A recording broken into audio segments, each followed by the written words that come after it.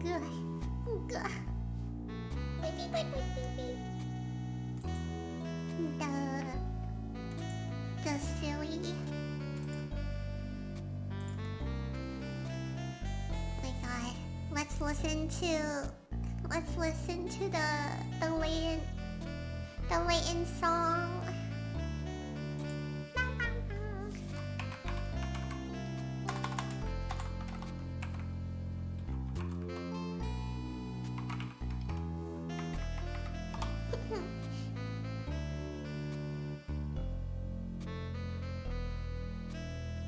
Wait, is this the right one? Why is there two versions?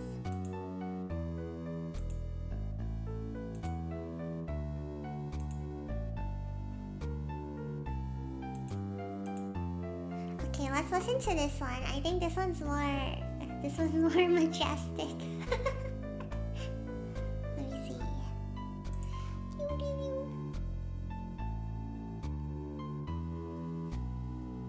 Alright,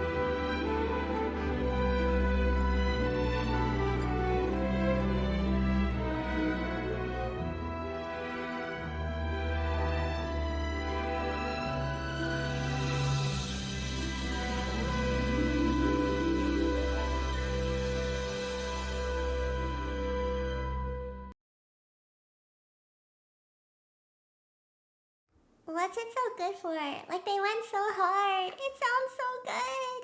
What the heck? Okay, perfect. We can start the game now. Man. They went so hard for absolutely no reason. Maybe I'll listen to it again later. Real.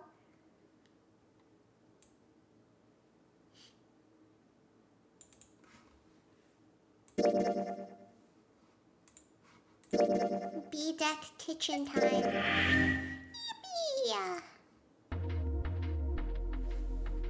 Why is it already stressing me out?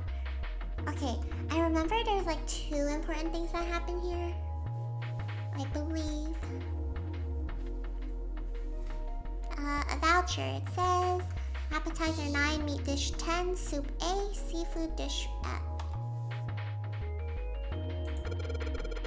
Those 9 plates look pretty expensive. They're plates for appetizers. Remember, appetizers usually come on square plates. Okay, well excuse me, princess. Goddamn. 1, 2, 3, there's 10 of them. If you flip these over, they look like hats. The middle is super deep for a plate. They're soup plates. They're made that way so that the soup doesn't spill. If we ever get out of here, you should treat yourself to a nice dinner out. What makes you think a poor college student has the money to do something like that? Junpei is so real. Man. Also, I think we need to write these down. Okay. Maybe I'll take the notes in the channel. Should I include the shape? Yeah, probably. Okay. Appetizer plates.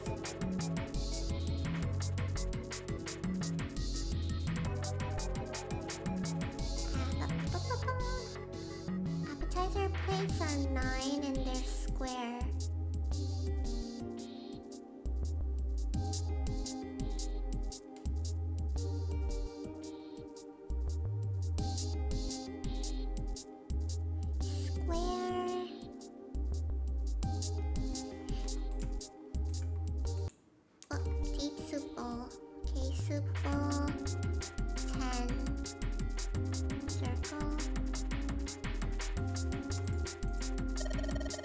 There are 15 of these plates.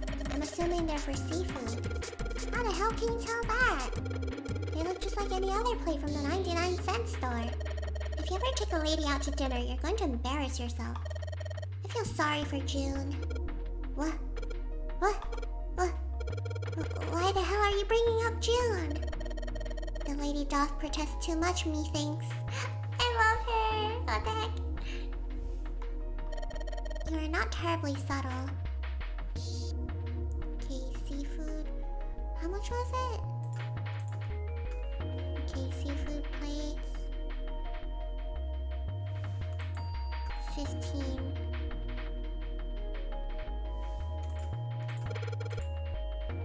There's a bunch of little wavy ridges on this plate. Those plates are for serving meat. Ugh, you really are ignorant, aren't you? Come on, it's not like I need to know this crap. Jeez. He's so real. There's an voucher at the end of the counter. This voucher doesn't match the number of plates on the table.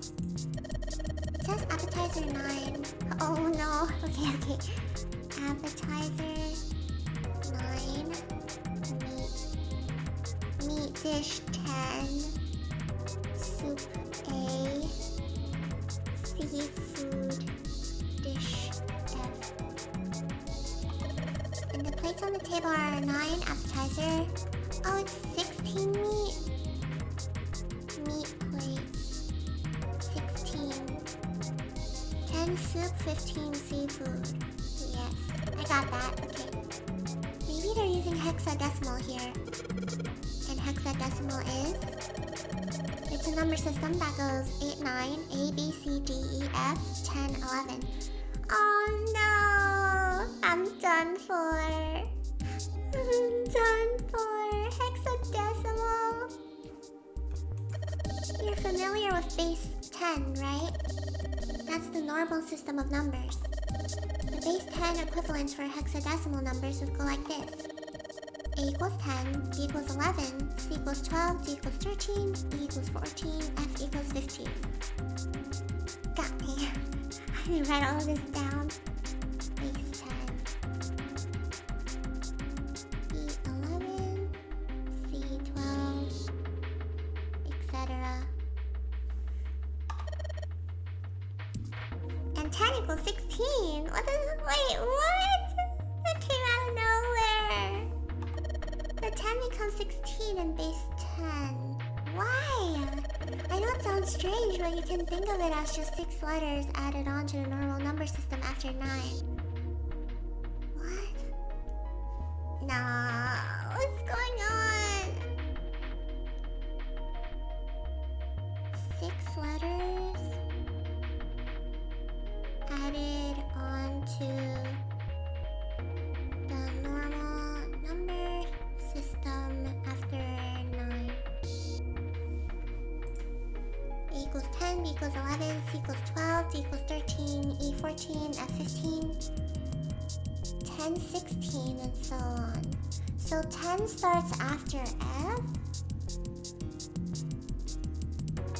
10 starts after F. I think I get it. I don't. Good lord. Wow. This pot looks like it's made of silver. I bet drinking tea from this pot would be really yummy. Spending a day off of June drinking tea. Could such a day ever happen for me? Jumpy? Oh, nothing. We don't really need hot water, so we should be moving on. What about the thing under it? No? Wow, Jumpy, you can reach really high. Heh, yeah. What is this? Is he showing off? He's so smart. I can jump pretty high. Here we go.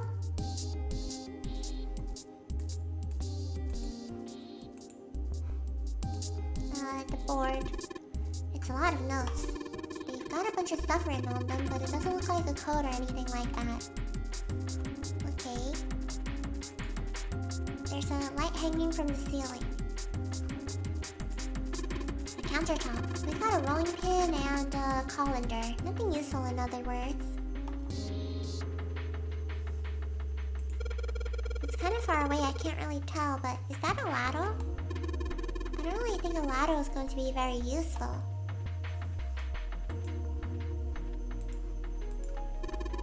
That's the exit. There's a big iron plate over the door. I don't think we can open it. Hey Santa, could you open that door please? What the hell? There's no way I could open that thing. Guess you're getting to that age where your eyes start to go, huh? You better watch your mouth, boy, or someone won't live long enough to see that door open. Goddamn! They fighting. This has got the two of them on edge. We gotta get out of here fast. What the heck? Why is she always vacuuming when I'm busy? Hold on. I'm gonna go see what's up. Be right back.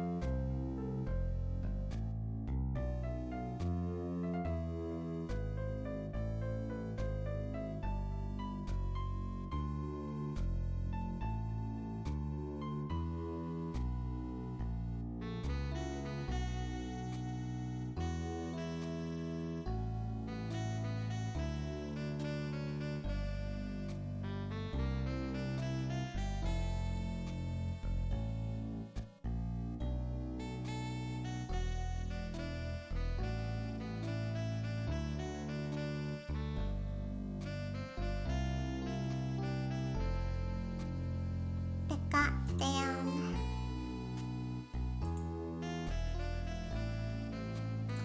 Okay. Back to numbers.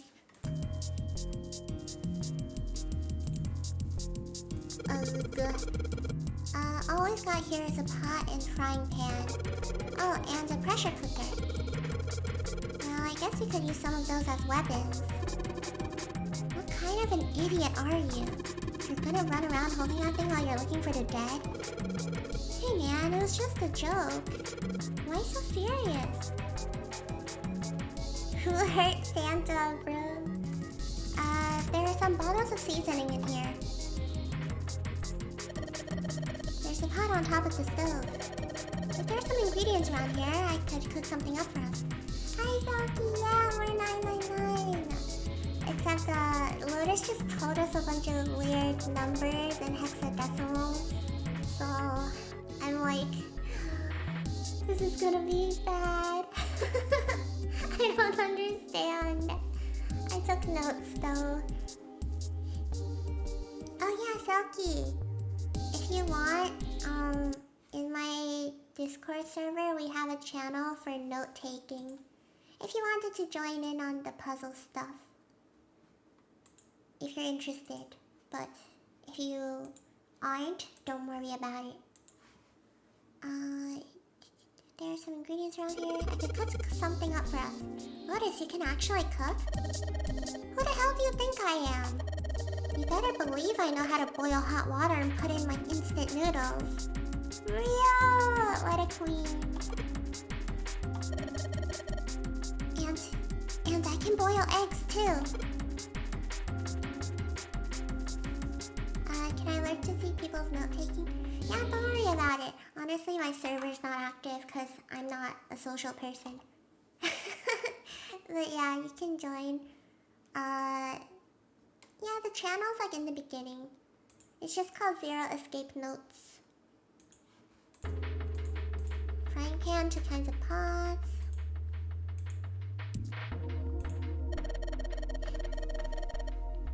This is probably what you're supposed to use to enter the password. Maybe if we put in the right number, it will open the oven door. Well, I don't have the right number.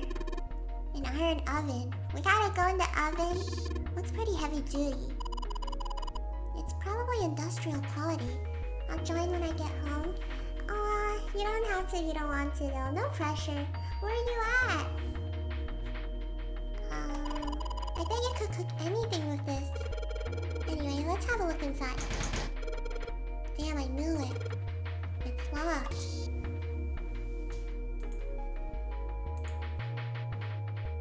There's so many things. Maybe this table is for preparing food. Yeah, at work? Oh no! Well, good luck with work, Selkie. I get to drive home soon and it'll be my off days. Nice! Congratulations! What's this? Okay, maybe this table's for preparing food. Can we check here? Oh, a countertop. There's a rolling pin and a colander here. Nothing useful. Trash can? A trash can. There's nothing inside of it. Well, better than being full of rotten food, I suppose. You usually take Thursday off, right? Yeah, it's cause I'm gonna be on break for a while, so I wanted to play as much as I could. Cause I know I'm gonna miss this game. I know I'm gonna miss things. But yeah, so I wanted to play more of it. So I was like, I'm gonna play it. Damn it, there's nothing in here. Hey Santa, digging through the trash really suits you. What the hell did you say? Listen lady, I did you a favor.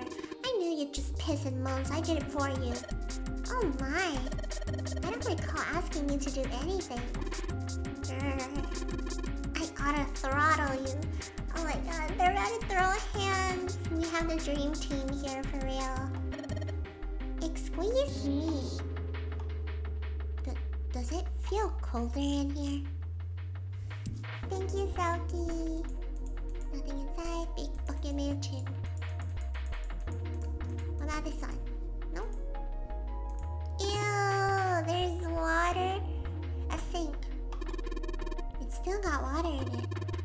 couple of plates in there, but I don't think they're gonna help us much. A whetstone. Are we gonna sharpen a knife? A whetstone. What are you planning to do with that? Aw, shit. Don't tell me you're gonna try and smash open the card reader. Are you an idiot? If you do that, then we'll never get out of here. Oh, yeah, I guess that would be bad, huh? This whetstone's only gonna be useful if we need to sharpen something. Okay.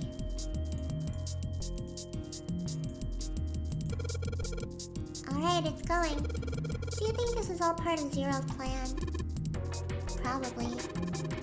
Kinda hard to believe there's a chef on board somewhere. Okay.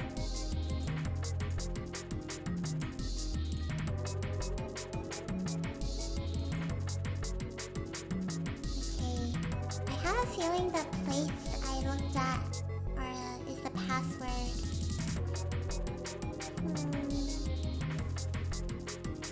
Let me check my notes. Okay, the note said appetizer 9, meat dish 10, soup A, seafood dish F. But then the actual amount of plates were wrong. So... should I try... do I have to subtract something or should I try both?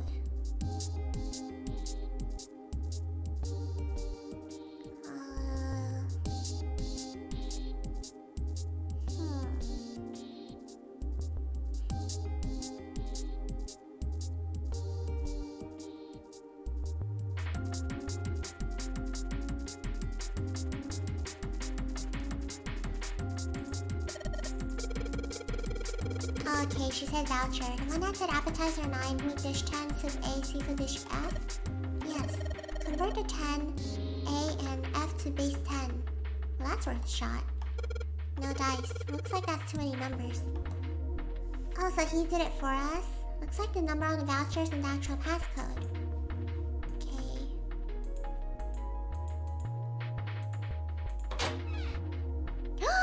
Cheese!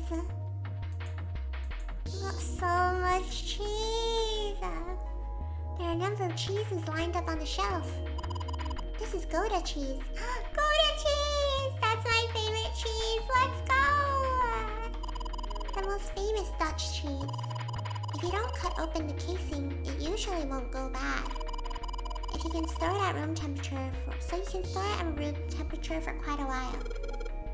So we can eat this? Most likely. I'm not hungry at all. I guess it's hard to get hungry in a situation like this. Hungry Gouda cheese? They know me for real. I haven't tried Gouda before. It's my favorite. So good. I like to eat it with Honey Crisp apples. I mean, all apples are okay, but I like Honey Crisp the best.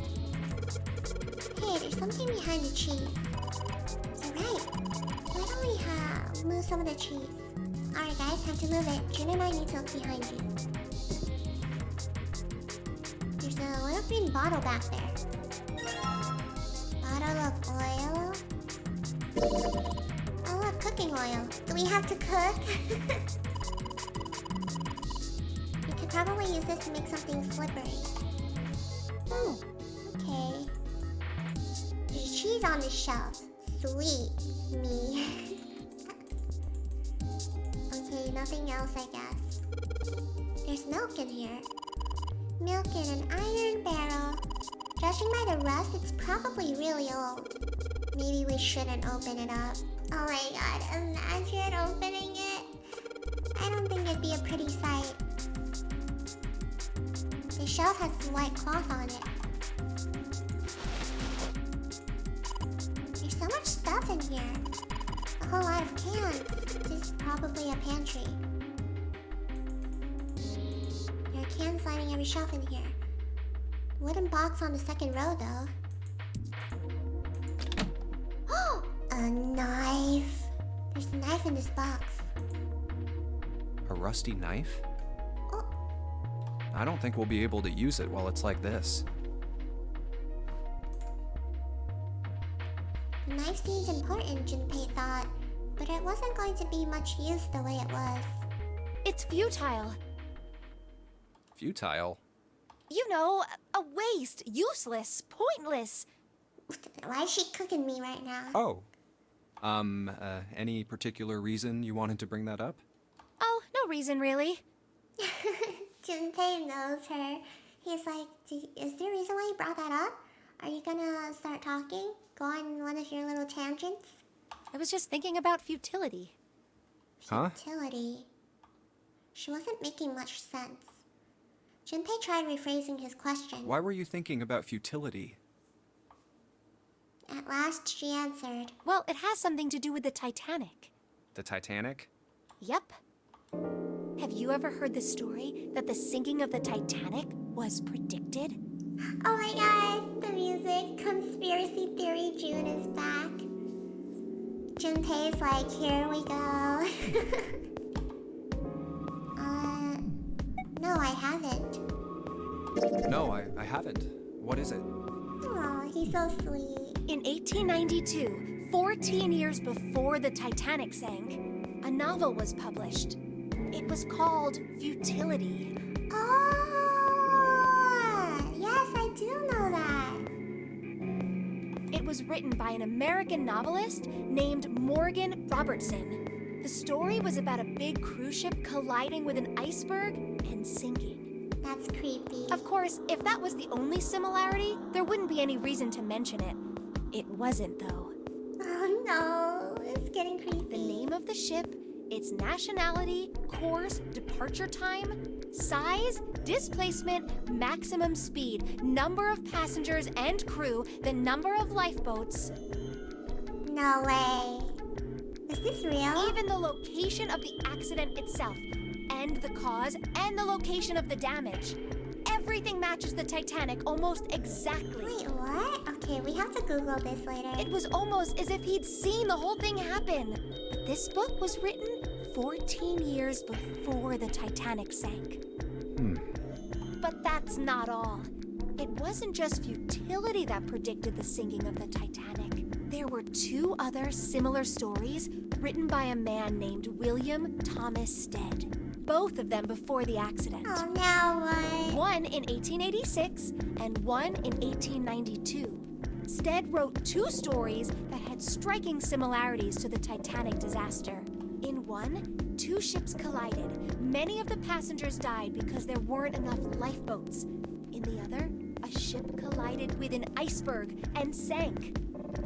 Huh. I don't know. I mean, I'll give you that it seems a little weird, but Junpei's so sweet. He like does not believe in things, but he's like, I'll keep an open mind just for you, June. My little conspiracy theorist. I'm pretty sure it wasn't too uncommon for ships to hit icebergs back in the day, or even other ships. True. Right, I knew you'd say that. But what if Stead had some sort of special powers? To be more specific, what if he had the ability to do automatic writing? What's that?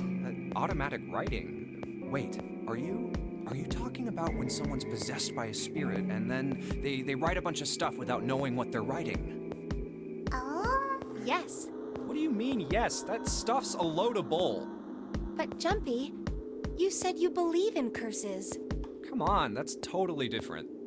Okay, let's say, hypothetically, that automatic writing isn't a total load. These guys still couldn't have predicted the sinking of the Titanic. This is so uncomfortable. Also, I like how Santa and Lotus are just outside. They're like, oh, okay, Junpei and June are gonna go look for clues, but they're standing in the pantry, like, discussing Titanic theories. When this Stead dude wrote his thing, nobody had died on the Titanic yet. So if automatic writing is about being possessed by dead people, who the hell possessed him so he could write that stuff? That's not it. What's not it? Stead wasn't possessed by a spirit. He was doing the possessing. Huh? Oh. Junpei, huh? What are you smoking?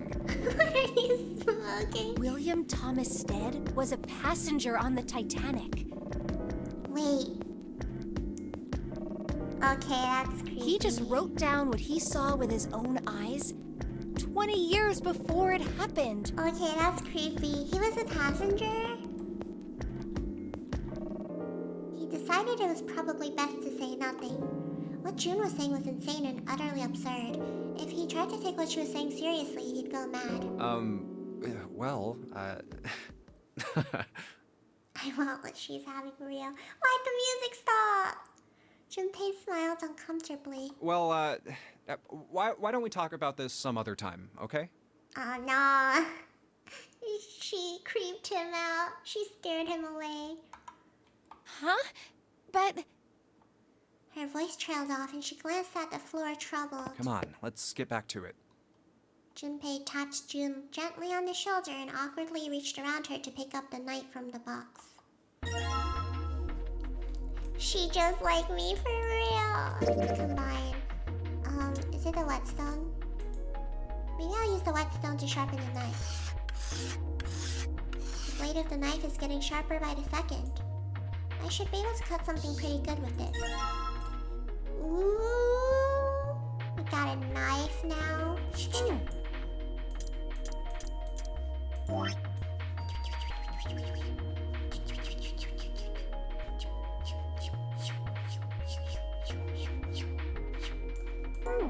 Actually, I'm gonna Google that thing she was talking about.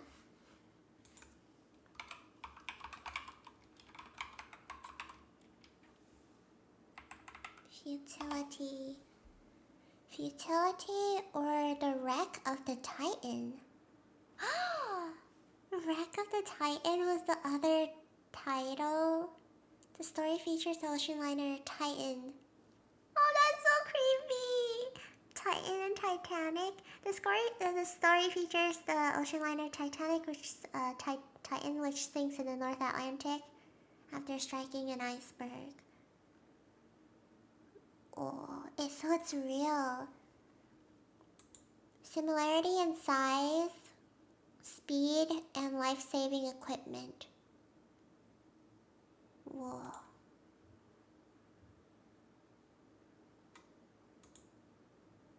Wow. That is creepy. Jeez.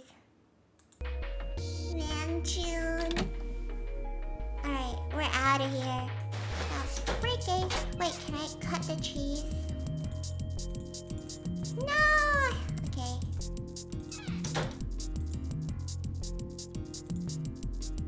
Have to cut something? This is the door we came in through. Whoopsie, sorry. It's not locked, so we could go back out, but what's the point, right? All that's out there is an iron gate and a dead-end hallway. Yep. Might as well be locked for all the good going back out there we do. Damn it, didn't work. Doesn't matter how many times you try it. This door isn't gonna open until we solve all the puzzles in this room. I'm sure this is all just a part of Zero's plans. I just can't imagine what his motives could be.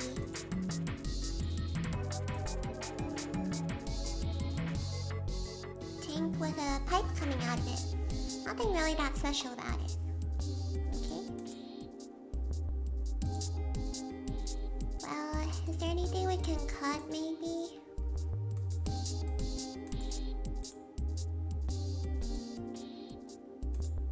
The door.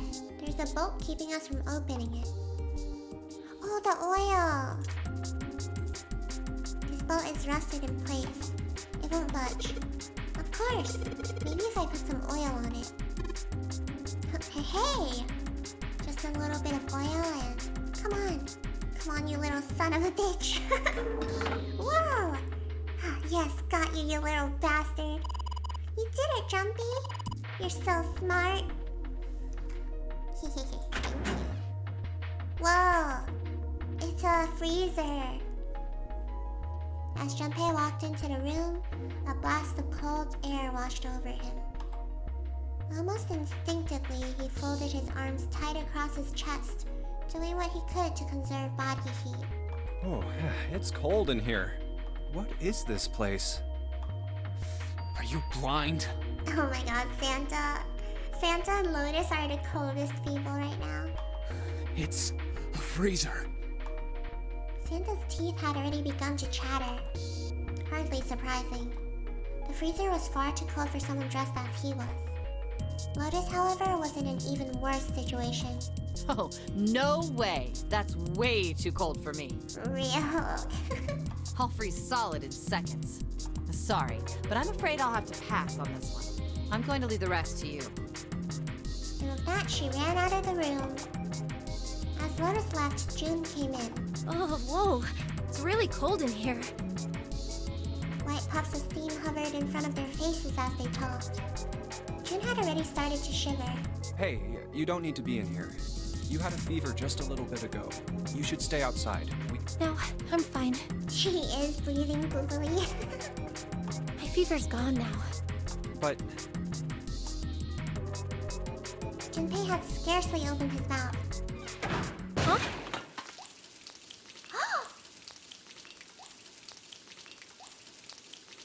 What? When the thunder sound of metal upon metal rang out from behind them.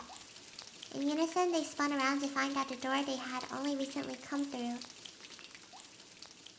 was closed. No! Lotus! Junpei rushed to the door. no! Why did it suddenly close? Desperately, he grabbed hold of the doorknob. Ah! It was cold beyond cold. Merely touching it was painful. The knob's frozen. No. But why? They quickly deduced that the pipe next to the door had ruptured. It looks like the pipe next to it broke, and Water released by the rupture had hit the door and frozen instantly. Santa shoved Junpei aside and pounded against the door. Hey, Lotus! You're out there, right? Open the door! She wasted no time in responding. What do you want? What's going on? The door won't open! Try opening it from that side, please! Oh, fine. If you say so. Hold on. Soon they could hear Lotus on the other side of the door. Then the grunting ceased and they could hear a light panting as if from exertion. It's no use. It won't budge. You've got more people in there. You figure it out. Okay, we're gonna freeze to death. Oh. God damn it. Santa was shaking like a newborn deer. Poor Santa, look at him, his little tank top. June was hugging herself and was shivering violently. Even Junpei, with the heaviest clothes of any of them, was clearly feeling the cold. With every breath they took, they could feel the cold working its way deeper and deeper into their bodies. anyway, let's find a way out. If we don't get moving, we're gonna be permanent residents. Two heads are better than none. Oh no, they're dying. I'm sure we'll figure something out. Yeah, you're right. Let's just take a good look around this room, okay? Right. They pushed in close to one another and began to search. Ruh-roh! Okay. Try ice. Try ice? Can't you make that stuff, cause an explosion if you seal it in something that's airtight? Oh? Explode. Yeah, didn't you do that in school? You should never underestimate the power of expanding gas. Okay. Junpei picked up the dry ice of his sleeves so as to avoid burning himself. Dry ice is just frozen carbon dioxide, right? Yeah, it is. I wonder how warm it has to get for it to turn back into gas again. Hell if I know. How is that gonna help us anyway? Oh, well, I figured we might be able to use it to get out of here. They were about to move on when June spoke up. Carbon dioxide sublimation point is negative 109 degrees. She's so smart. I love her. Woman in STEM. Any warmer than that, and it'll turn into gas. Any lower, and it becomes a solid. Junpei looked at her dumbfounded. Oh, how do you know that? Real. Despite my looks, I'm the clean... Oh, the queen of random knowledge. The queen. She's so real. Looks bad to mess up when you're showing off. Aww. Oh, What was that? Me. Oh, you're so cold your mouth's going numb? yeah, that's right. Oh, she's so cute. You're just doing that on purpose, aren't you? June giggled and did her best to hide her guilt. At least she was still feeling good enough to joke around, Junpei told himself. Come on, guys. Don't you think that's kind of weird? I wonder why it doesn't turn into a liquid first. Santa was now shivering at an astounding rate, but his curiosity seemed unaffected. He's shivering at an astounding rate, but he's curious. He's like, why doesn't it turn into a liquid first? Junpei. It did seem rather odd, It is kind of weird. June answered. But it can turn into a liquid. Carbon dioxide turns to liquid if you put it under high enough pressure. But at 1 atmosphere, normal air pressure, It won't turn into a liquid, right? Huh. Carbon dioxide turns to liquid if you put it under high enough pressure. But at 1 atmosphere, normal air pressure won't turn into liquid. that's right. Instead of melting, it'll do what's called sublimating and change immediately from a solid state to a gaseous one. See, that is weird. Water's a liquid between 32 degrees and 212 degrees. So why isn't that the case for carbon dioxide? Why does Santa know? Oh, do they just have these facts memorized? Am I stupid? June replied with an answer that stunned both of them. There's a kind of ice that doesn't turn into liquid when it goes above 32 degrees. Huh? I heard about it. Its melting point is 96 degrees. Whoa. Ice with a melting point of 96 degrees? You mean there's water that freezes at 96 degrees? Yeah, well, you could also look at it as ice that won't melt until it's 96 degrees. Wait, I remember this conversation's important. Water that freezes at 96 degrees. Ice that won't melt until it's 96 degrees? Junpei was cold as hell, but this was way too interesting to ignore. He did his best to warm up by rubbing his arms and stamping his feet, then put the question to June. So what's this ice with a melting point of 96 degrees called? I heard it's called Ice 9. Ice 9? Originally, Ice 9 was a made-up substance invented by a science fiction author. But recently, scientists have discovered that such a substance actually exists. Wait, hold up. So is this thing called Ice 9, or is it water? Like I said, if the ice is over 96 degrees, it'll be liquid. If it's under that, it'll solidify. So you could think of it as a polymorph of H2O. Here, think of it like diamonds and graphite. They're both made of carbon, right? But depending on the structure of the crystallization, the hardness and structure are completely different. So you're saying normal water and this Ice 9 are like that? Huh. Yup. Why is the music so creepy? She wasn't finished. Have you heard the story about the crystallization of glycerin? For 150 years after the discovery of glycerin, people cooled it, warmed it. They did all sorts of things to it. But whatever they did, it never crystallized. However, one day in 1920, some glycerin on its way to England by ship was discovered to have crystallized during the trip.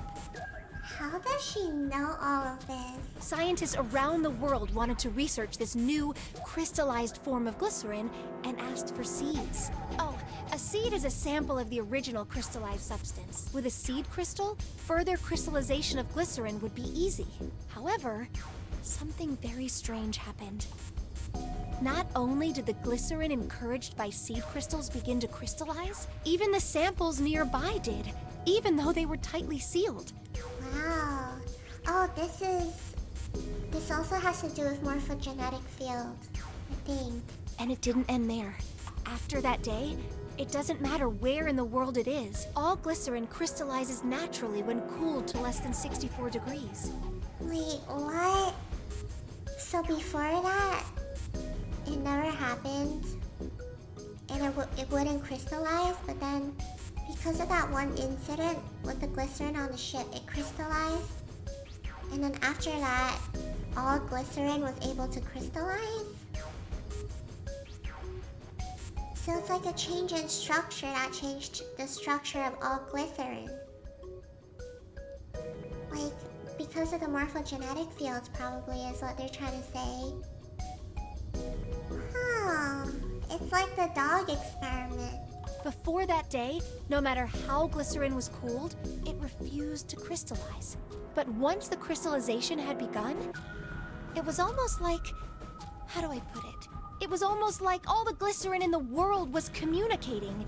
Communicating in some way that we can't sense. And now it's happening everywhere. Junpei was kind of annoyed. Was honestly impressed.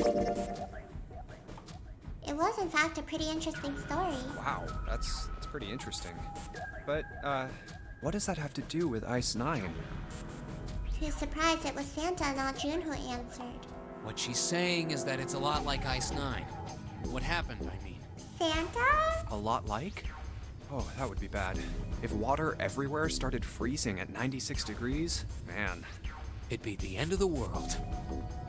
Junpei felt that Santa might not be treating the idea of the end of the world with proper concern. At any rate, we're not gonna have to worry about the end of the world unless we can get out of here pretty damn quick. He was right. Junpei shivered. Alright, guys, I think that's enough of that. I didn't think we'd get quite this far off topic. He's like, I'm about to die. I mean, I know I'm kinda at fault here, but we can't be screwing around anymore. So seriously, I might go by the name Santa right now, but I didn't grow up in Iceland. Please. I freaking hate the cold. Why are you dressed like that? So let's get cracking, alright? We gotta find a way out of here. Santa stomped off, clearly doing his best to pretend the cold wasn't affecting him. Selfish, isn't he? Freezing. Still, Santa was right, and it was high time they got back to their search. Ice 9 is interesting and all, but we can discuss it more once we get out of this freezer. Junpei looked at June, nodded, and resumed his search of the room. Shut the hell up. Okay.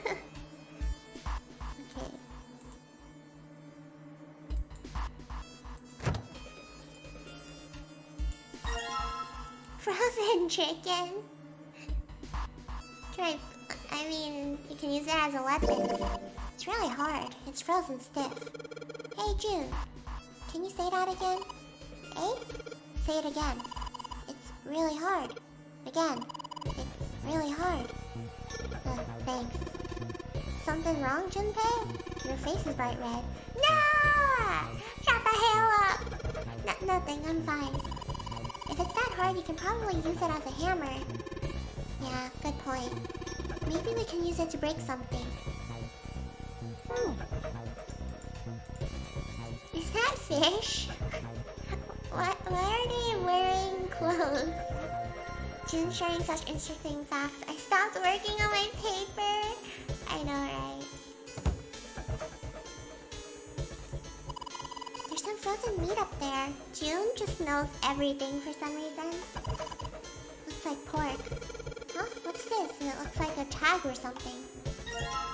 Chunk of pork. Jumpy, is there a slip of paper in that meat? I think there's something written on here, but I can't read it like this. If we try and pull it out, it'll probably rip. We need to defrost that. Don't think we're gonna be doing that in this room. Okay. Doesn't look like there's anything else interesting. Sturdy rope. It's a rope. Well, we could use it to attach something to something else, I suppose. There's so much stuff in here. Why don't we take some of it out, Jumpy?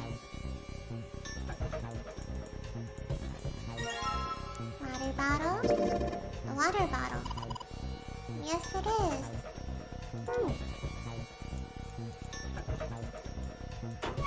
Is that all? Hey, Junpei. Didn't you find some dry ice earlier? Yeah? There's warm water coming out of that pipe. Warm water and dry ice? What do you think would happen if we put that stuff in a sealed container together? Oh! This thing is covering something. It's frozen solid.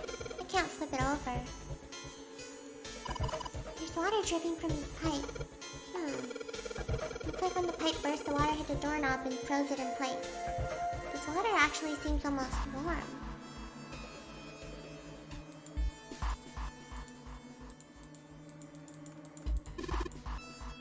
Let's start off by putting the dry ice into the water bottle. But the dry ice is too big. Well, you gotta figure out a way to make it smaller then. Don't you, genius? Dang, okay.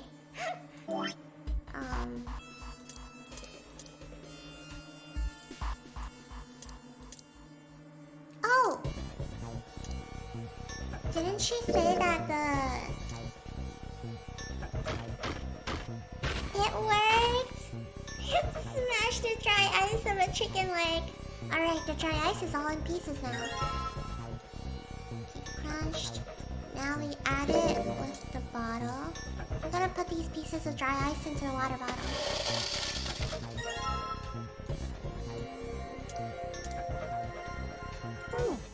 And then the water. There's warm water flowing from the pipe.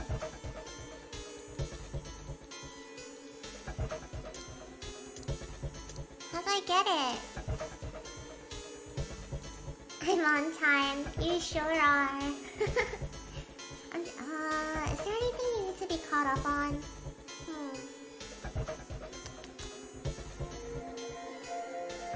Were you on time today? No, I wasn't.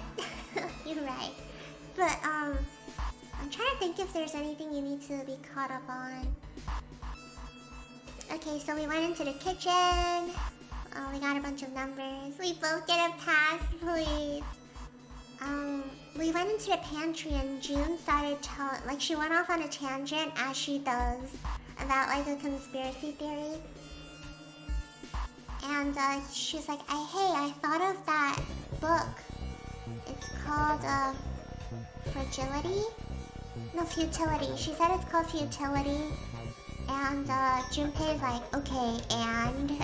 And June's like, well, it's interesting, I was thinking about it. And Junpei's like, oh, really? What's it about? Because he likes her, so he's like, I'll listen to anything you say. And June's like, well, Futility was written 14 years before the Titanic, but it basically predicted, like, the Titanic sinking. The ship in the book Futility was called the Titan, and the size was the same. Also, the speed was the same, and the safety equipment was all the same. So it was like really creepy, and she's saying like, even though it was written 14 years before the Titanic sank, it kind of predicted everything. But Junpei's like skeptical, so he's like, oh, but like ships crash into icebergs all the time. It is kind of weird though. And then she's like, yeah, and then somebody else also wrote a book where a ship crashed into an iceberg and a similar situation too. And there wasn't enough lifeboats, and that was written like, also years before the Titanic. And Junpei's like, well, but it's common for ships to crash. And June's like, it is, but the thing is, like, this guy was, he later on boarded the Titanic. Like, the same guy that wrote that story went on the Titanic later on. He was one of the passengers. So, you're like, okay, that's kind of creepy. And then Junpei's like, where are you going with this? Because this is really weird. And June was like, what if he was doing automatic writing? So she explained that automatic writing is when like information just comes to you. It's kind of like you get possessed by something and you write down like all this information, you know. And Junpei's like, well, okay, that doesn't make sense. Then who gave him, like who possessed him? Who gave them that information? And June was like, it's himself. Like, the him on the Titanic that he boarded gave the him in the past all the information. Basically, she was saying while the guy was sinking on the Titanic, at the same time, the him in the past was receiving what the him on the Titanic was seeing, and that's why he was writing all of it down. Yeah, they're morphogenetic fields, so they don't tell you like outright, but you can kind of connect it. So she was basically saying like, what if like when he was on the Titanic and it was sinking, he somehow accessed the morphogenetic field, and all that information went to him in the past, and he published that book about what he saw while it was sinking. Creepy! And then Junpei got really, really uncomfortable. So he was like, hey, maybe we should stop talking about this. Because like he couldn't explain why, but he was feeling really creeped out and uncomfortable. And he was like, yeah, let's talk about this later. And June's like, oh, aw, okay. And then, red flag on whose part? And then, this game's gonna be uncomfortable. It is. So right now, we're in a freezer, right? We're in a freezer because we discovered it, and then Junpei walked in and he was like, whoa, it's freezing here. And then Santa walked in with his tank top, and Santa's like, Santa's like dying. I've been in a freezer all day, please. No! And, June walked in, and June was like, whoa, it's freezing. And then Lotus walked in, who's wearing like the least out of all of them, and Lotus was like, nope, I am gonna freeze to death in here. So Lotus left, and she's like, up to you guys now. So Santa, June, and Junpei were like, okay, let's look for clues. And then as they were about to turn, the door slammed shut. And they were like, what? And then something like exploded. So they were like, huh? And then the water in the pipe exploded, so it froze onto the doorknob, so they can't open the door. So they're like, we're stuck in here! So they were like banging on the door. They're like, Lotus, please! Like, let us out! And then Lotus was like, what? Fine. And Lotus was trying to open the door, but she couldn't. So she's like, oh, I can't open it. Like, there's more view, guys, so you guys figure something else out. And they're like, okay. So now, I'm building a bomb with dry ice. Oh, they had another discussion. Lotus said I did my part. Goodbye. Lotus is like, my work here is done, and then she left. It's like the Sailor Moon scene. But you didn't do anything. So Junpei was talking about dry ice, and then Santa was like, I wonder at what degree dry ice melts. And then June was like, actually, I know what degree. And June just started dropping a bunch of facts. I don't even remember what she said because I don't remember numbers. But she was like, it turns to gas at this degree, and it turns to a solid at this degree. And then she's like, yeah. And Junpei's like, how do you know all of this? And June's like, well, I'm the queen of random trivia. But then she messed up saying queen. She said like queen. So she's like, I'm the queen. And she was like, I mean queen. And then Junpei's like, ha ha ha, you messed up. And then June was like, she literally did that. She's like, I was like, excuse me. But yeah. And then Santa, who's like freezing his arms off because he's wearing a tank top. June is so mean. Yeah, I do that too. I was like, she just like me for real. Goes on random tangents and then But Santa's like shaking his arms off, right? And Santa's like, but he's like, oh, that's weird. But why doesn't dry ice turn into liquid? It's just a gas? That's so weird. And then Junpei's like, yeah, I guess that is kind of weird.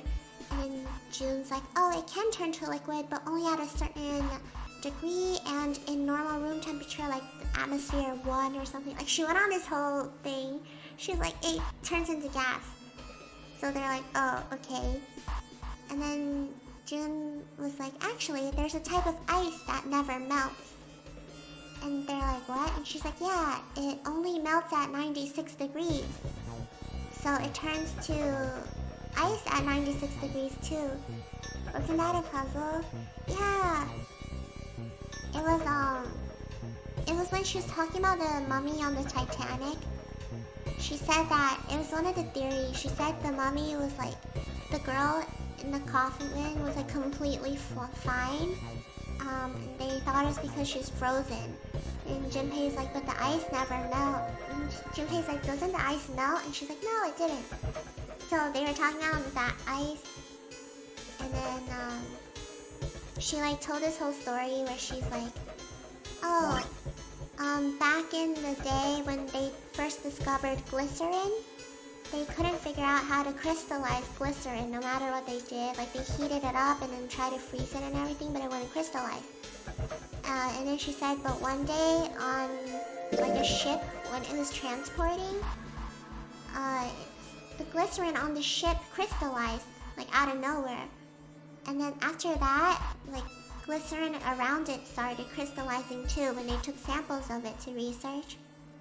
And for some reason after that, like, glycerin everywhere was able to crystallize. So I think that's also, I think they're also saying like morphogenetic stuff. Because like the structure or the makeup of glycerin somehow shifted or changed. And then after that, all of it changed. So it's like, let's just hierophant it.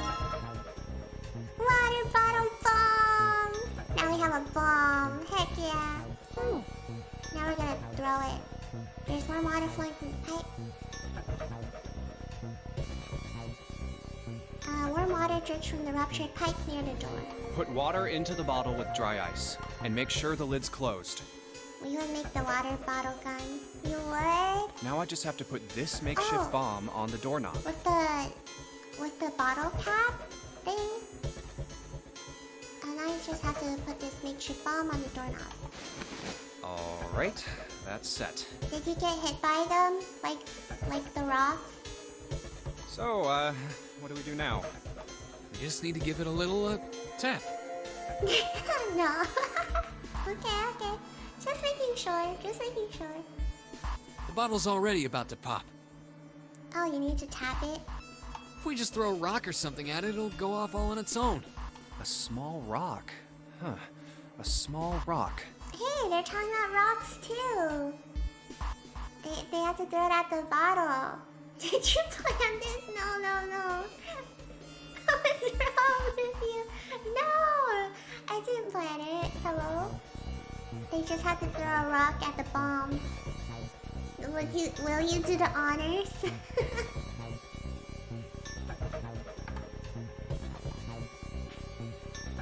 Sobbing? Sure, why not? For real. Junpei looked down at the floor.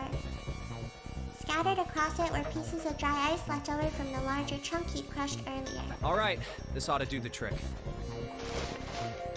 He pulled his sleeve down over his hand to keep from getting burned and grabbed the chunk of dry ice. Ah, some dry ice, huh? Not a bad idea. Maybe the you in the future sent you information to make that joke. Stop! That's so creepy. It was a pretty good size. About as big as a pool ball. Alright, guys, stand back. Actually, we should probably hide somewhere. Both Santa and June looked at him with new concern. Where exactly do you expect us to hide, genius? Oh my god. Oh yeah, I forgot. Santa keeps cooking everyone. So, I'm like, who hurt him? Also, he keeps fighting with Lotus. Like, cooking. Look at Discord. I'm looking. Hold on. I need to put my headphones in.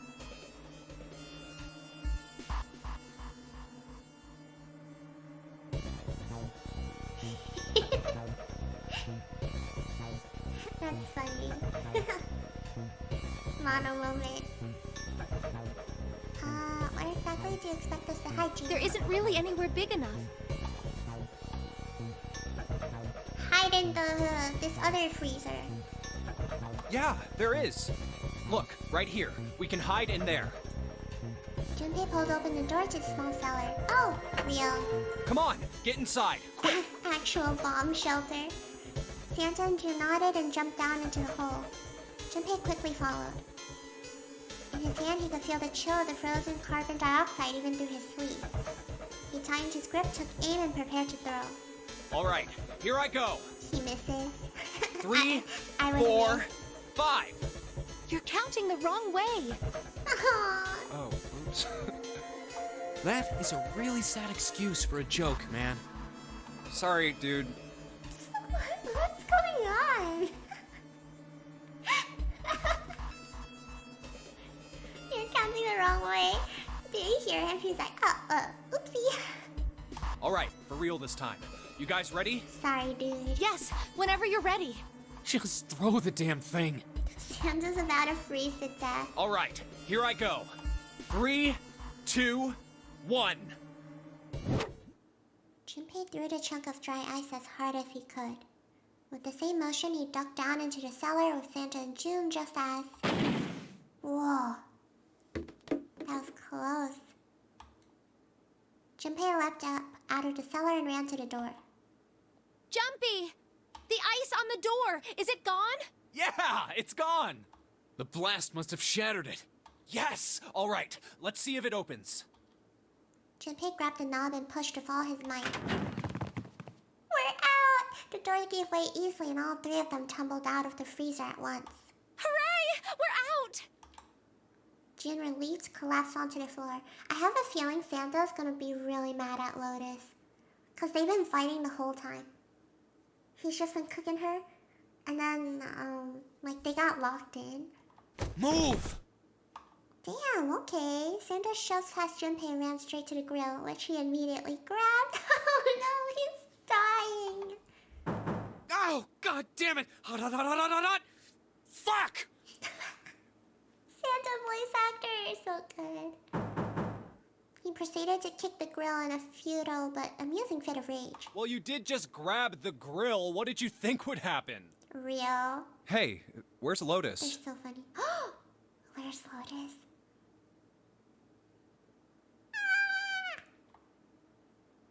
It took Junpei only a moment to find her. She was sitting on the counter, idly scratching her chest. Oh, welcome back. I was starting to get tired of waiting for you guys. Bruh. Hi, Waterfall. With a great yawn, Lotus lowered herself off of the counter. Junpei clenched his teeth and walked toward her. What were you doing? What do you mean, what was I doing? I was waiting.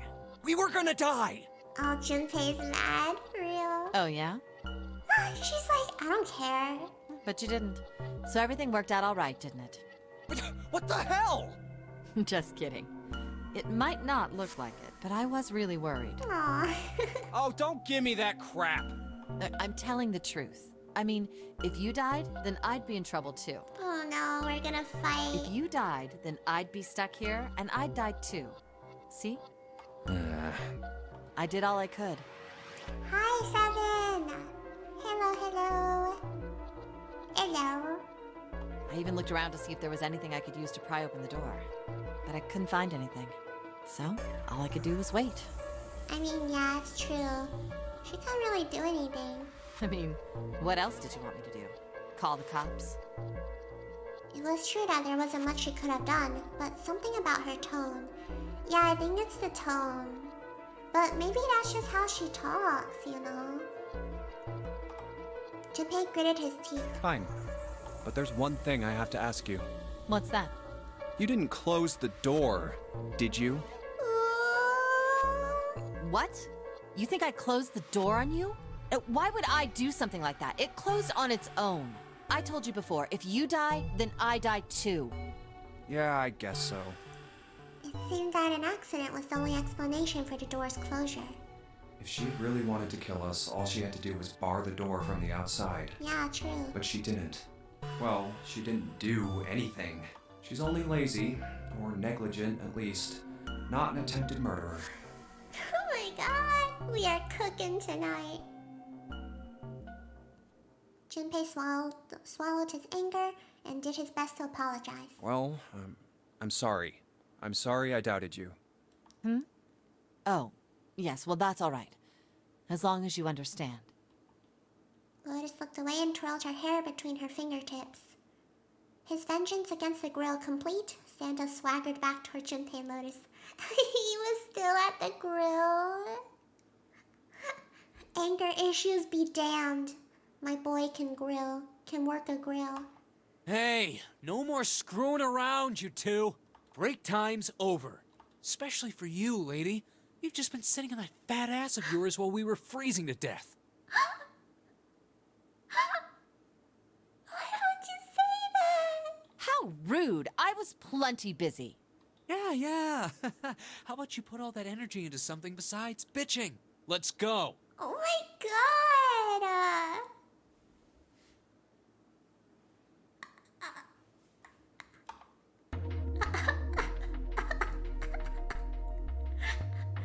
Who hurt him? God damn! My jaw dropped. Oh my god. No. Okay, we gotta grill this meat. Hey, what are you doing? What are you going to do if the paper burns? Come on, it'll be fine. I mean, it's not like it's gonna burn right away, right? You gotta just keep an eye on it and the paper will be fine. Well, they can argue all they want. I'm gonna keep an eye on this pork. Cool, looks like it's about time. I'm gonna try taking the paper out. Jumpy, be careful. Sweet of her to care, but I know what I'm... Ouch! See? I told you. Hey, what the hell are you doing? Hurry up and take the paper out. It's not coming out. This thing's frozen stiff. I can't get it out. So, are we going to have to cut the meat? Yeah, looks that way. Good thing I have a sharp knife.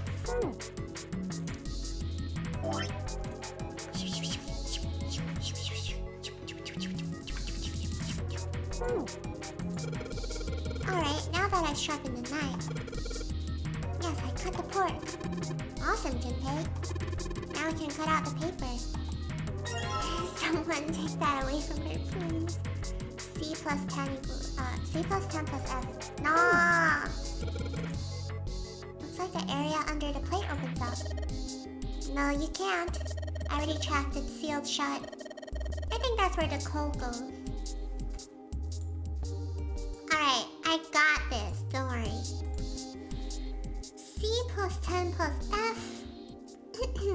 We have to do the base 10 hexadecimal majigga.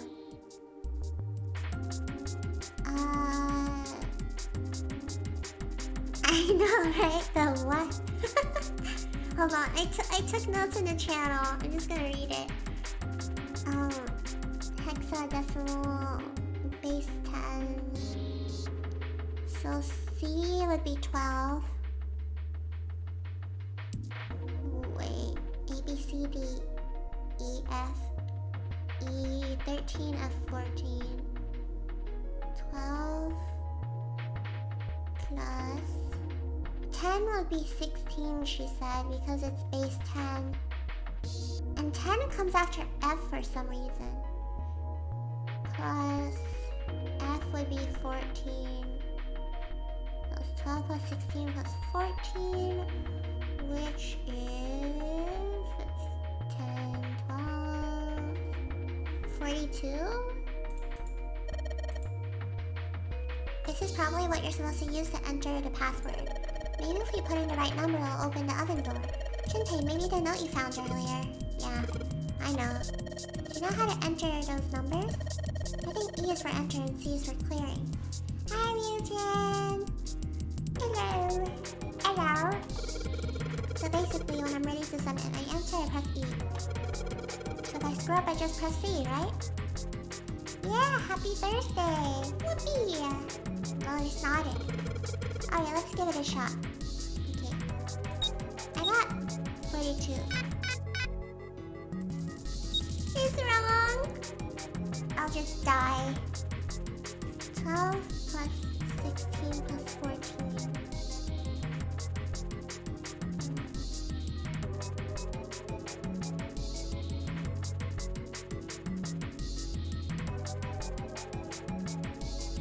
42.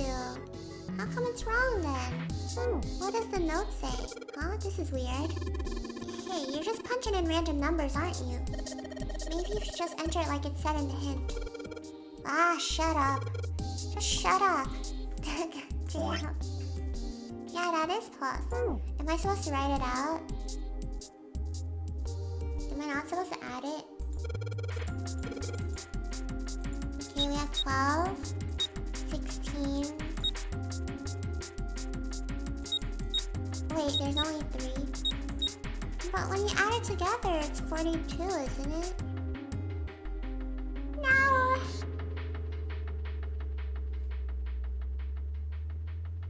Try 0. No? What does the paper say?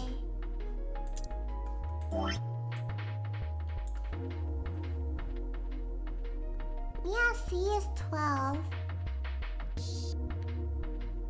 Oh my god!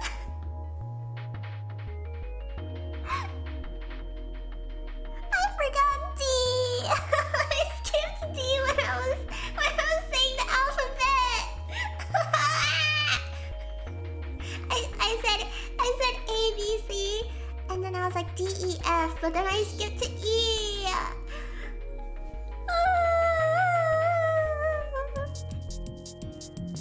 You know something one of my mom's friends said about me a long time ago? Because my mom's friend had a tutoring center for the SATs. I went there when I was like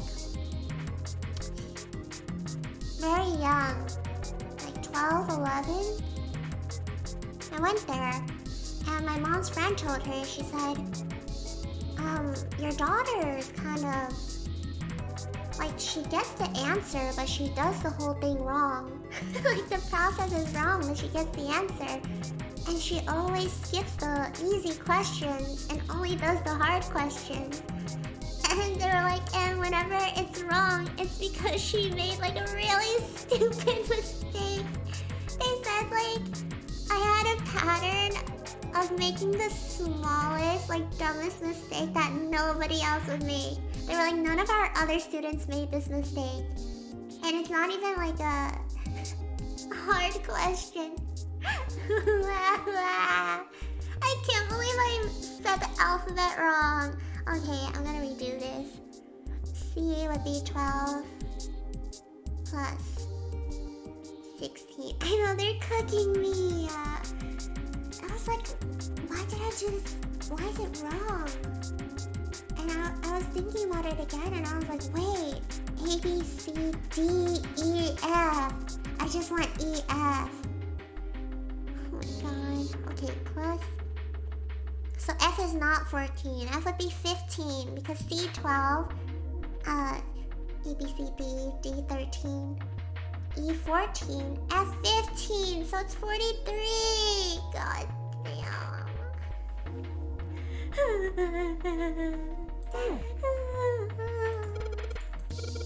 I'm sorry, Junpei. Oh my god. No. Sounds like metal is falling. Oh, I guess that went well. Yeah, the door opened. Good job, Jumpy. Aki.exe code is very flawed. We're out of here! Yes. I think it's unlocked now. You did it, Jumpy. Let's get out of here. Yippee! Let's go. Oh my god, I hate the sound of the door opening. You found it. I think we've been here before. Yo? A metal grate stretched from wall to wall. Beyond it were 2 elevators and an entrance to the kitchen. The elevators are over there, so that means... I know, right? Oil the hinges. We went into the kitchen through that door and came out on this side. That means the map was right. Looks like. Then let's use it to plan our next move. Next move?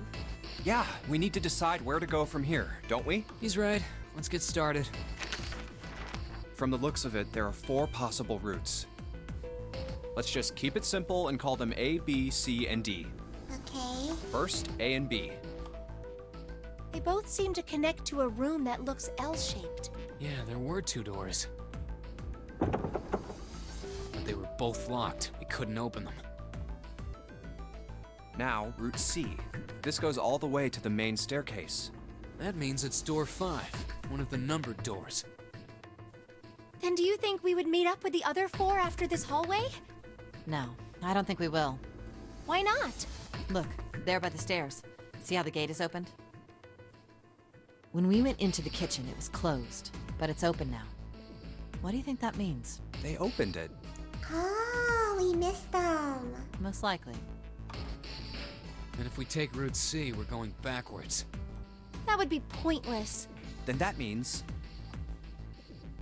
Route D. All 4 looked at the map.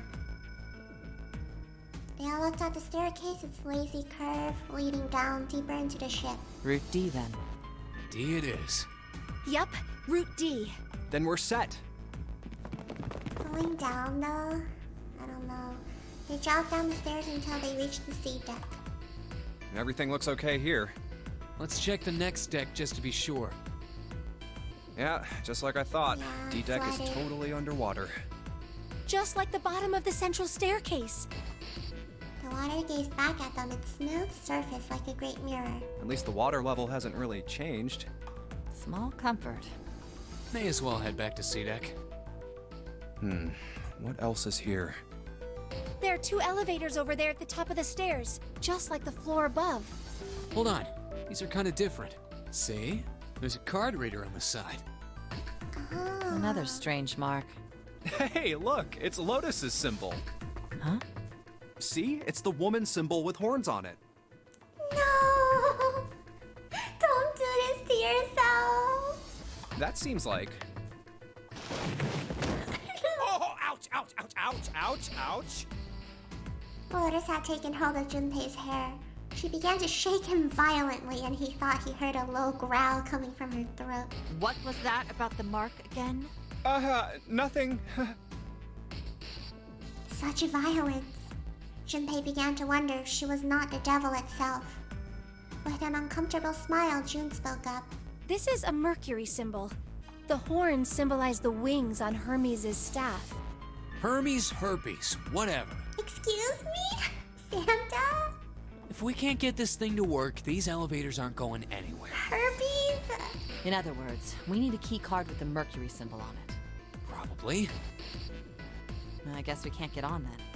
Let's just disregard the Oh my elevators. god, Santa is crazy today. How about this hallway on the left? Whoa, there's so many doors. They weren't sure how many, but certainly enough to be discouraging. Damn it. If we try and search all these, the sun's gonna go down before we've done half of them. I think the sun already set.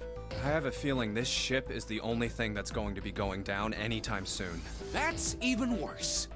Well, we can come back to this hallway later. Let's check the hallway on the other side, shall we?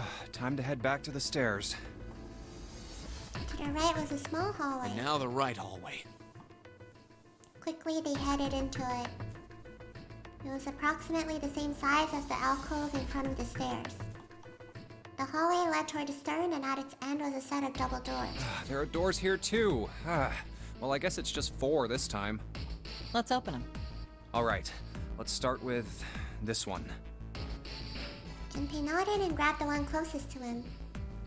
He gave her a small tug and felt it move. Huh, it isn't locked. I'm going to open it. I'm scared. Thrilled to have found an unlocked door, he threw it open.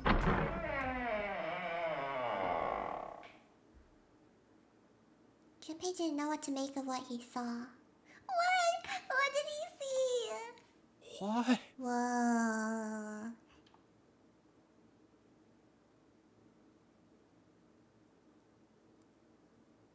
He simply stood, unable to speak. The others simply stared open-mouthed. After a few long moments, Santa managed to speak. What the hell is this? This place is huge. A massive room stretched out in front of them, more a cavern than a room. Its vastness was oppressive, and it bore down on the four companions. It was not empty, however. The entire room was filled with lines upon lines of beds. Oh, there are beds everywhere. They were simple things, little more than pipe and thin mattresses. Is this a hospital? He had at last been able to put a name to the harsh scent that pervaded the room. It definitely has the smell. Oh. Could be. I see medicine cabinets and surgical tools. Hey, look there. The 4 doors at the end. One of them's not numbered. 3 of them were emblazoned with large single-digit numbers made with thick red paint. The left door says 3. The second door is blank, but the third has a 7. And the rightmost door is 8. There's no doubt. They're numbered doors. Why is the second door blank? That seems kind of strange, don't you think? No point worrying about it right now. Let's see if these will open first. Yes, that sounds like a good plan. Junpei headed toward the doors, weaving his way between the beds. He started with door 3 on the left and moved to the right until he reached door 8. No! Oh, it's no use. Well, of course. If it was that easy to open these doors, what would be the point of the notary game? We have to activate the red, or the numbered doors won't... Wait a minute. What's wrong? Look, the display on the red. Wait a minute. There's nothing on it. Huh? Don't you remember? The red at the central staircase? It's dead. If no one was inside, it said vacant. Oh yeah, you're right. But this one, There's nothing on it. right? I wonder if it's broken. Only one way to find out. Yeah, nothing happens. It's not responding. All 4 took turns placing their hands over the red, but it refused to respond. Dead as hell. They pulled at the lever and still it did nothing. As they soon discovered, it wasn't only the red for door 8 that was behaving strangely. How about the red on door 7? And door 3? None of them are working. What? What does it mean? I knew it. They're broken. Zero sure sucks at maintenance. Bruh. No, that's impossible. You really think Zero, who prepared all of this, would make such a stupid, simple mistake? Maybe. I mean, I've been making a lot of stupid mistakes. Maybe, but that doesn't explain why this thing ain't working. It was at that moment that they heard a voice from behind them. Nah! I believe the bottom of the device has been removed. They spun around to see... Snake! Snake? But it was more than just Snake. Oh, they're all here. Ace! Clover! 7! Yippee! Although they were glad to see one another, it wasn't terribly surprising that they had. It had been the other party who'd opened the gate in front of the kitchen. It wasn't unreasonable that they bump into one another eventually. We really missed everyone due to shock, or they got there just late. I know, right? What's the Discord again? I got you, don't worry. I hope that works. Also, welcome home! Now your day offs are starting. How? The rest of Snake's team, however, did look rather surprised. How did you guys? Yeah, Snake in a server, Gabby just flexing her Mood Eye bot luck. How did you end up here? That's my line? Perhaps we should exchange information. After a moment of silence and surprise, everyone suddenly began to talk, desperate to exchange information. We got a hiccup.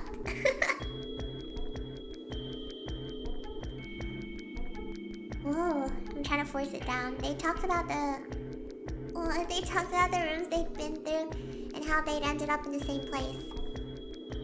Of course, none of it was very useful information, but that hardly mattered. It was so silent, the hiccup. Yeah, I don't make much noise in general. They were happy to simply see one another again. Unfortunate, please trade. Although the level of cheer varied greatly from person to person, each one of them was wearing some manner of smile. almost as though they had already forgotten about the death of the ninth man. And they said, screw that guy. No, thought Junpei, perhaps that wasn't it. Perhaps thoughts of his death were what drove them to smile at one another. Not in a morbid or hateful way, the ninth man had died. But they were still alive, and that was something to be happy about. A sort of simple, uncomplicated joy, Junpei thought. The joy of being alive. Damn. Still alive. He felt sorry for the ninth man, but more than anything, Junpei was just happy to be alive. Wow. There you have it. Our half of the story. His part finished, Ace fell silent. For a moment, Junpei was silent in thought, then he spoke. Okay, let me see if I got all this straight. When you guys got here, the bases for the Reds were already gone. And you looked all over this room, but you couldn't find anything. So you figured that there might be something in the hallway with all the doors. Yeesh, all those rooms. So you went and had a look? I guess if we all split up. Yeah. And while you were looking around, you heard voices. Uh-huh. So you followed the voices and came back here. Indeed. And that was how we found you.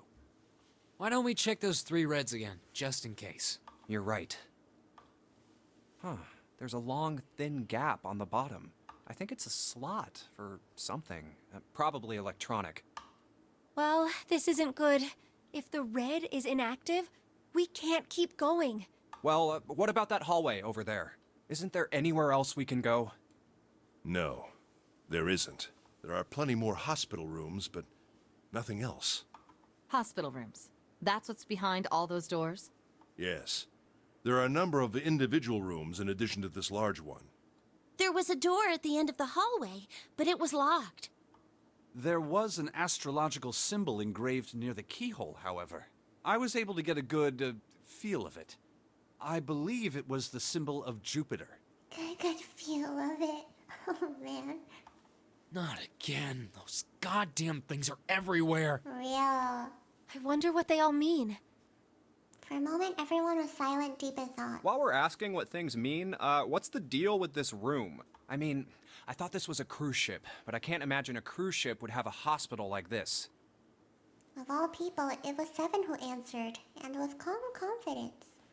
Well, I figure it's probably a hospital ship. Chances are it's the Gigantic. Oh, we're on the Gigantic? The Gigantic? Junpei looks confused. So did everyone else. What is this gigantic? Seven knit his brows for a moment, then began to explain. The Gigantic. She was a sister ship to the Titanic, built in the early 20th century. Not that creepy music! Are we about to hear a new conspiracy theory? Actually, the Titanic had 2 sister ships, and they looked exactly the same. The Gigantic was said to be one of them. They intended to make her a passenger liner like the Titanic, Oh my but God. World War I began soon What's after the this ship launched. music? Stop! World War I began soon after the ship launched. The British Navy took her over and made her a hospital ship. At some point during the war, the Gigantic was damaged by a German mine in the Aegean Sea. She ran aground afterwards, so she didn't end up sunk. What happened to her after that? One theory going around is that a man named Lord Gordain bought her.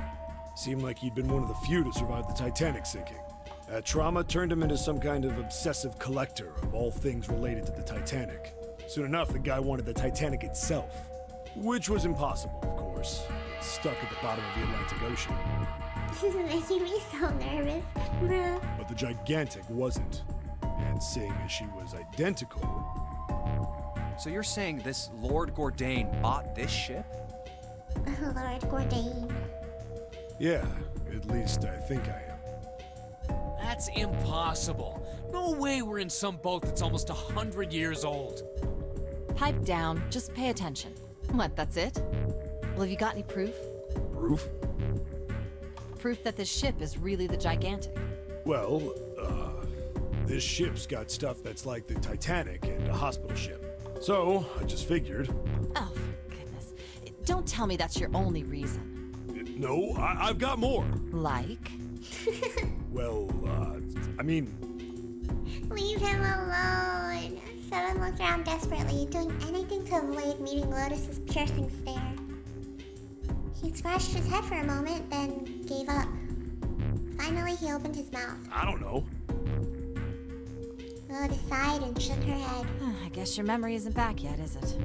Yeah, sorry about that. Hey, whoa, wait a minute. Memory isn't back? Ayo! Junpei was, he felt legitimately shocked by what seemed to be new and very important information. Everyone else, however, seemed unimpressed. In fact, they all looked at Junpei as though he had said something very strange. Yeah? Weird one? Your point being? He decided to revise his attitude for the next question. Wait, was I the only one that didn't know? Everyone nodded. Why? Oh, yeah, I guess I didn't tell you, huh?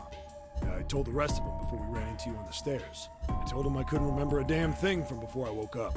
What? Then, almost as if to save Junpei from further embarrassment. So he doesn't have memory of anything that happened? A bell began to ring from far away. Huh. A bell. It sounds like the clock in the main stairway. Junpei counted each chime carefully. 10, 11, 12. 12. It's midnight. Then we've still got 6 hours left, right? Ooh. We don't have any time to screw around. Let's get going. We gotta find the missing parts for the Reds. What do you mean, find? How on earth do you propose we do that? We've looked everywhere in this room. That only leaves one place to look. One? Well, not just one. Wait. Don't tell me you mean we need to search all of the other rooms.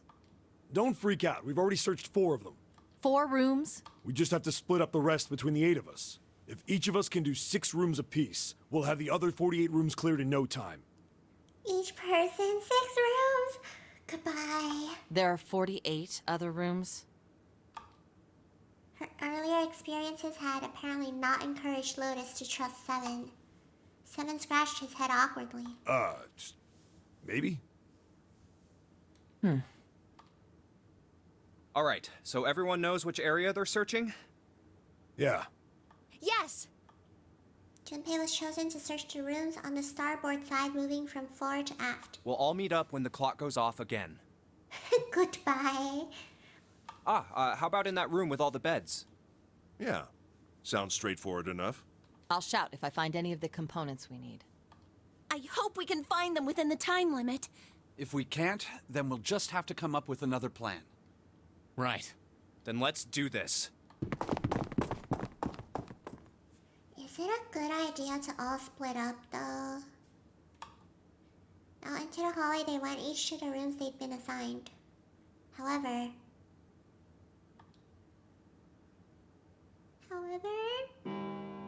Oh no, from far away Junpei heard the bell ring. It did so only once. It was 1 a.m. It's 1. I better get back to the others.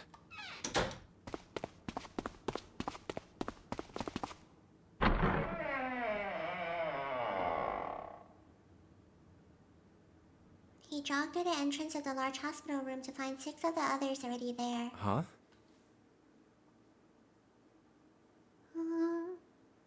Ace, Santa, Clover, June, 7, and Lotus. They had gathered in front of door number 8. Or perhaps to be accurate, they had gathered in front of the red next to door number 8. What are they doing over there? Had one of them found the missing piece? What happened, guys? It was June who answered him. Jumpy, look! She was pointing at the red. He pushed through the others until he stood in front of it. Immediately he knew what she had meant. No, Snake! Where is he? Wait, who else is missing? Snake. Who's here? Santa, Clover, 7, Lotus. No one's missing. Only Snake, right? Oh, this is so creepy. Vacant? Junpei sighed. Come on, guys. Who was it? I thought we were supposed to yell if we found it. Well... Junpei wondered why she was hesitating. The others looked as confused as June but kept their mouths shut. What the hell? What is up with you guys? They all knew something he didn't, and Junpei wasn't about to leave things that way. Finally, Lotus frowned and spoke. Well, that's the thing. We don't know. You don't know. When I got back, it was already like this. There was no one else here. That means I was the first one back, but Lotus was the first one back. the missing parts were already back in the red. What? Let me see. Junpei looked at the bottom of the red again just to make sure. The slot that had been open on the bottom was now covered with metal. You're right. It's in there. What about the other two? They're the same. Let me take a look. Junpei quickly examined the other two boxes. Someone put them all in. It's just as you said. Satisfied that they were also repaired, but still very confused, he returned to the others. Alright, I just want to be sure here. Nobody has any idea what the hell happened here, right? Correct. None. Yeah, so nobody left yet. Snake is gone. But he wouldn't have been able to go into... He wouldn't have been able to go into room 8 by himself, right? Yeah, no. And Lotus was the first one back. Ace and June nodded silently. Seven raised his hands as if to say not me, and Santa just shrugged. Yeah, she would have had to gone in or she would have exploded. Only Clover lowered her head and did nothing. Huh. Wait a minute. That was when he noticed. Where's Snake? Yeah, Junpei swept his eyes across the room a second time, but Snake was nowhere to be seen. Does that mean that he found them?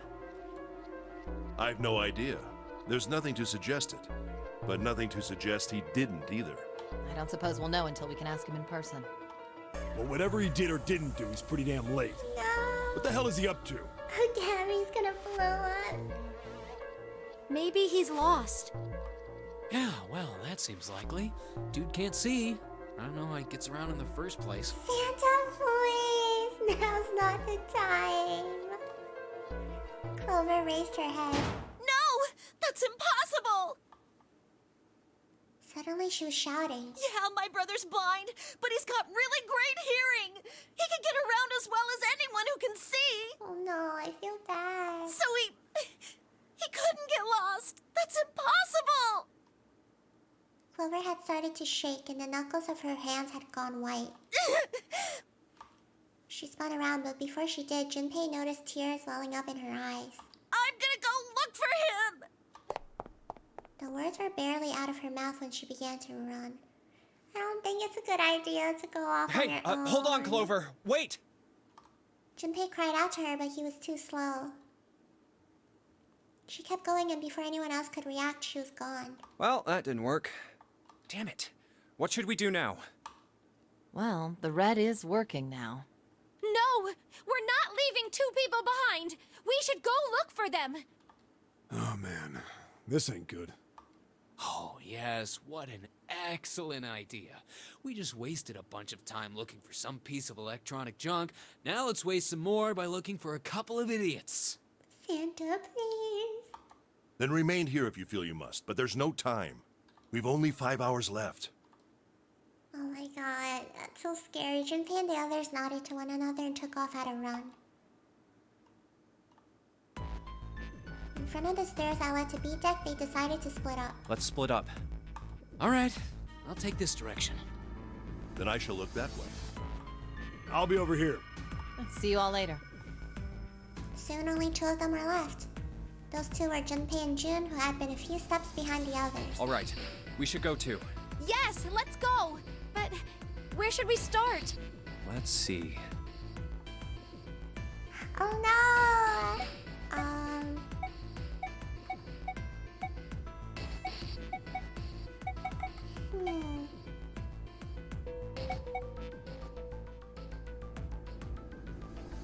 Maybe there's a clue in the room. Let's head back to the large hospital room. Huh? Why would we go back? Well, I mean, we might have just missed him, you know? Maybe he really was just late. Oh, I hadn't thought of that. Okay, let's go. Did I choose the dumb answer? They turned and ran down the hallway to their right. Hey, wait. That's... Santa? On their way to the large hospital room, Junpei and June noticed Santa standing next to number 3 door. Santa? Junpei paused. What should Junpei do?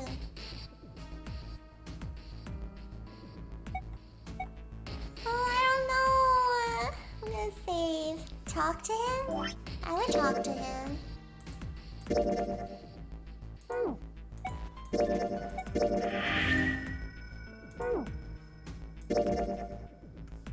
Junpei and June walked up to Santa. What are you doing? What? You can't tell? I'm checking out the red. Why? Is there something bothering you? What? It's not bothering you? Huh? The guts of this red. Why wouldn't you wonder who the hell put it back in here? Yeah, that's true. Well, I'm curious too, but... Who do you think did it? Santa's eyes narrowed as he looked at June. She shook her head. I don't know. Well, what about you, Junpei? Who do you think fixed this thing for us?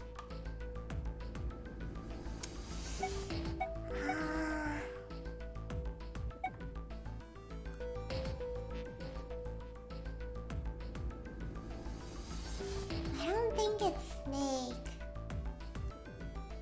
Lotus was the first one here.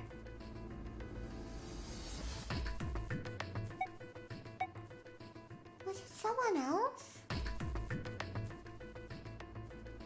Is there another person on this ship? That would be so scary. Imagine.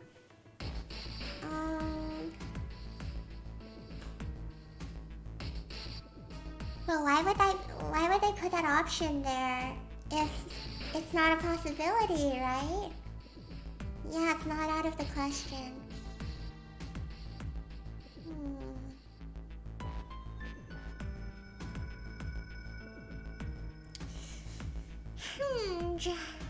I might just say 0 though. I think it was probably 0. Why? Isn't that obvious? He's the guy who set this whole thing up. You don't think that should mean the opposite? Seems to me like that means he didn't do it. I mean, who do you think took that stuff out in the first place? Probably 0. Maybe he was just messing with us though. Yeah, exactly. Then why the hell would he put them back in after he'd taken them out himself? It just doesn't make sense. Why do all that work? Yeah, I guess that makes sense. So, what happened then? Who put that stuff back in the Reds? Junpei furrowed his brow. So, in other words, one of us is the person who fixed the red. Santa grinned. Bingo! We have a winner. But if that's true, then the person who did it doesn't want the rest of us to know that they fixed it. Yeah, But why? no idea. Maybe if they can clean on that, it means we'd find out something else. Something bad? Dunno. But whatever it is, it's gotta be worth hiding. Someone's hiding something? Of course, it could have something to do with Snake's disappearance. You think maybe they did something to Snake? Yeah. Junpei stared at Santa. There was something about him that made Junpei wary. Something about Santa? At first he assumed the other man wasn't terribly clever, but Junpei was beginning to think he would need to reevaluate that assessment. Yeah, Santa's kind of smart actually. When June was talking about like the ice, he joined in and stuff. Wait, I am waiting. Yeah, Lotus says she got there first. She would have been able to open the door. Oh yeah, how do we actually know that? Yeah, true. Someone else could have been there and then she came after they left. And they could have came back like the second time. Yeah. Creepy. When Santa spoke again, his voice was quiet. Look, if you trust anybody in this game, you're gonna lose. You've gotta be careful. The person you trust the most could turn out to be the one who stabs you in the back. Yeah, like when when the perpetrator leaves the crime scene and then afterwards they go back and like blend in with everyone else. Anyone could have immediately turned around after Junpei and Jun left. Yeah.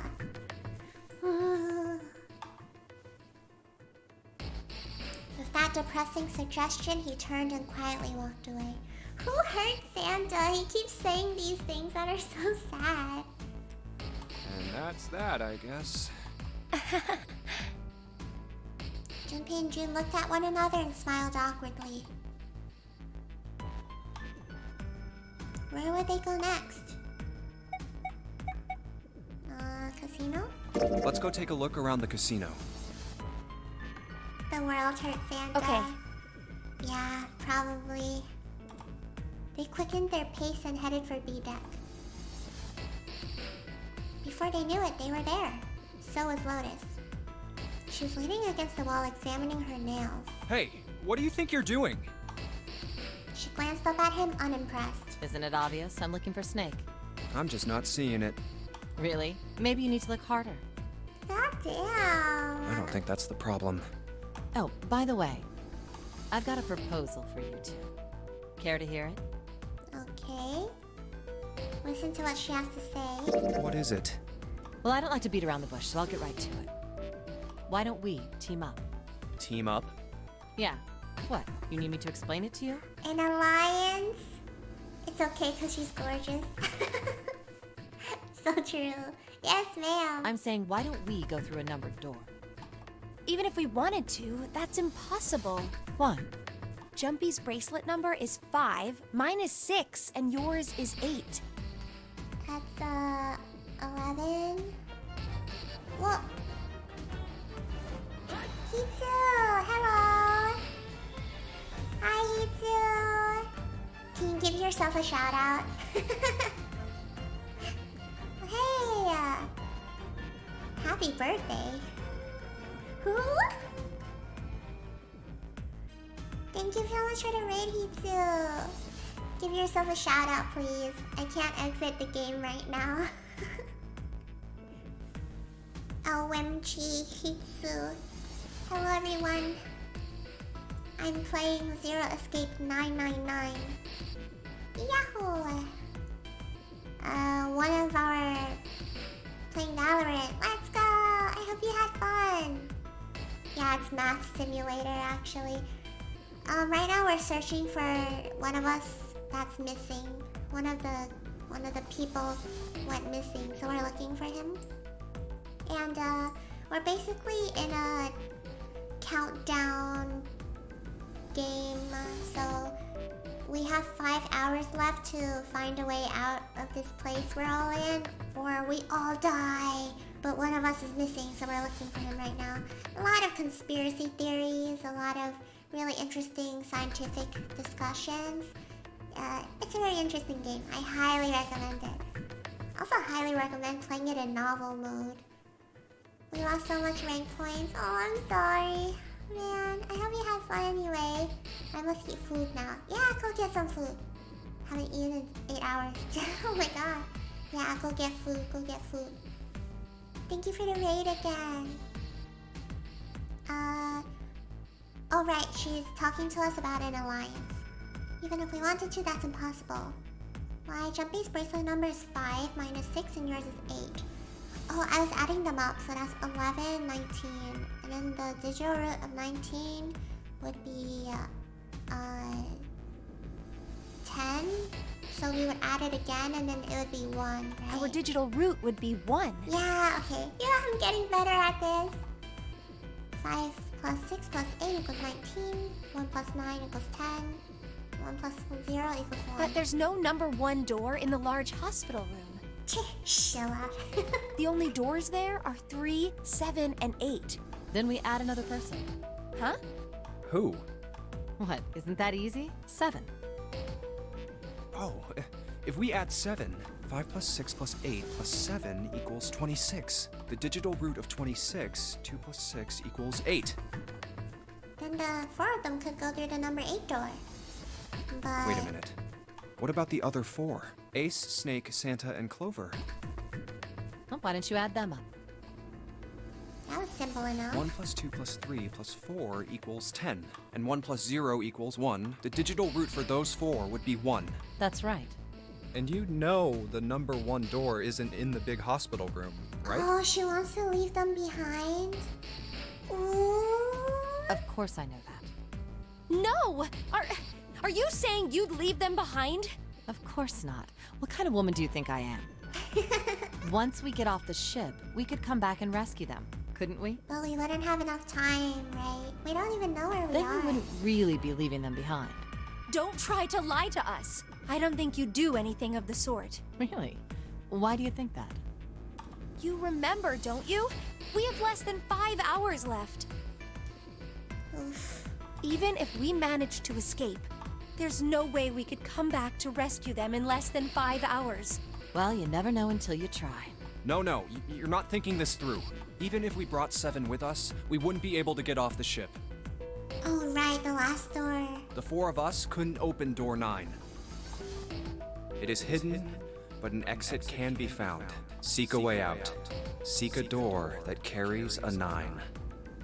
Yeah, that's right. The digital root for the 4 of us would be 8, so we'd have to add Ace to make 9. That's right. Unless we bring Ace too, we'll be stuck. Damn. Yeah, the bracelets all go boom. Well, the bracelets don't go boom. Remember, they swallow the bomb, so it's in their intestines. Oh. Well, that's unfortunate. Lotus scratched the back of her ear.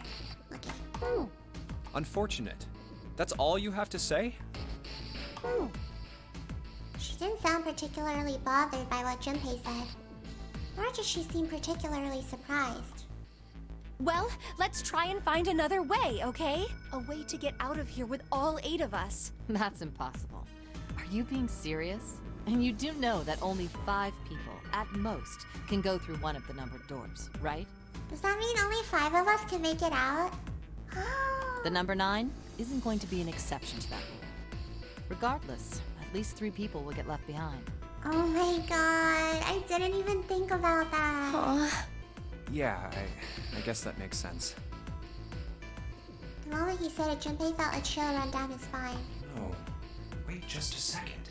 You're skipping over a really big detail. Detail? Yes, what she said was true, but how Lotus could remember Cavalier about so terrifying a prospect, remain a Cavalier about so terrifying a prospect was beyond him. Is that really okay? That means 3 people will die in the end. Are you okay with that? That's just... Lotus's forehead furrowed. Do you think I could have a moment alone? There are some things I need to think about. What? Junpei and June turned and began walking away from Lotus. That didn't turn out to be a very pleasant conversation. Yeah. Junpei's heart felt heavy and his steps sluggish. But he told himself pessimism would get them nowhere. Well, regardless, So he forced himself to smile and turned to June. let's just focus on finding Snake for now, okay? Yes, you're right. Yeah. We can think about those other things later. Yeah. She's gonna team up with someone else. Yeah, maybe. Junpei nodded. Alright, where should we go next? First class cabin. Let's go take a look at the first class cabin. It's really close. They turned around and took off down the hallway to their left. Outside of the first class cabin, they found Clover. She was standing in front of the wall. She was staring at a meaningless point on the wall, her eyes blank. Aww. What should Junpei do? Talk to her. Are you alright? He did his best to sound friendly, but Clover didn't respond. Look, I know you're really worried, but... He could think of no words to say that didn't sound hollow and fake. Junpei hesitated. Clover was so consumed by worry and fear that Junpei feared it would crush her. Her actions didn't surprise him. She had suddenly lost her brother, who she seemed to have been very close to. Alone.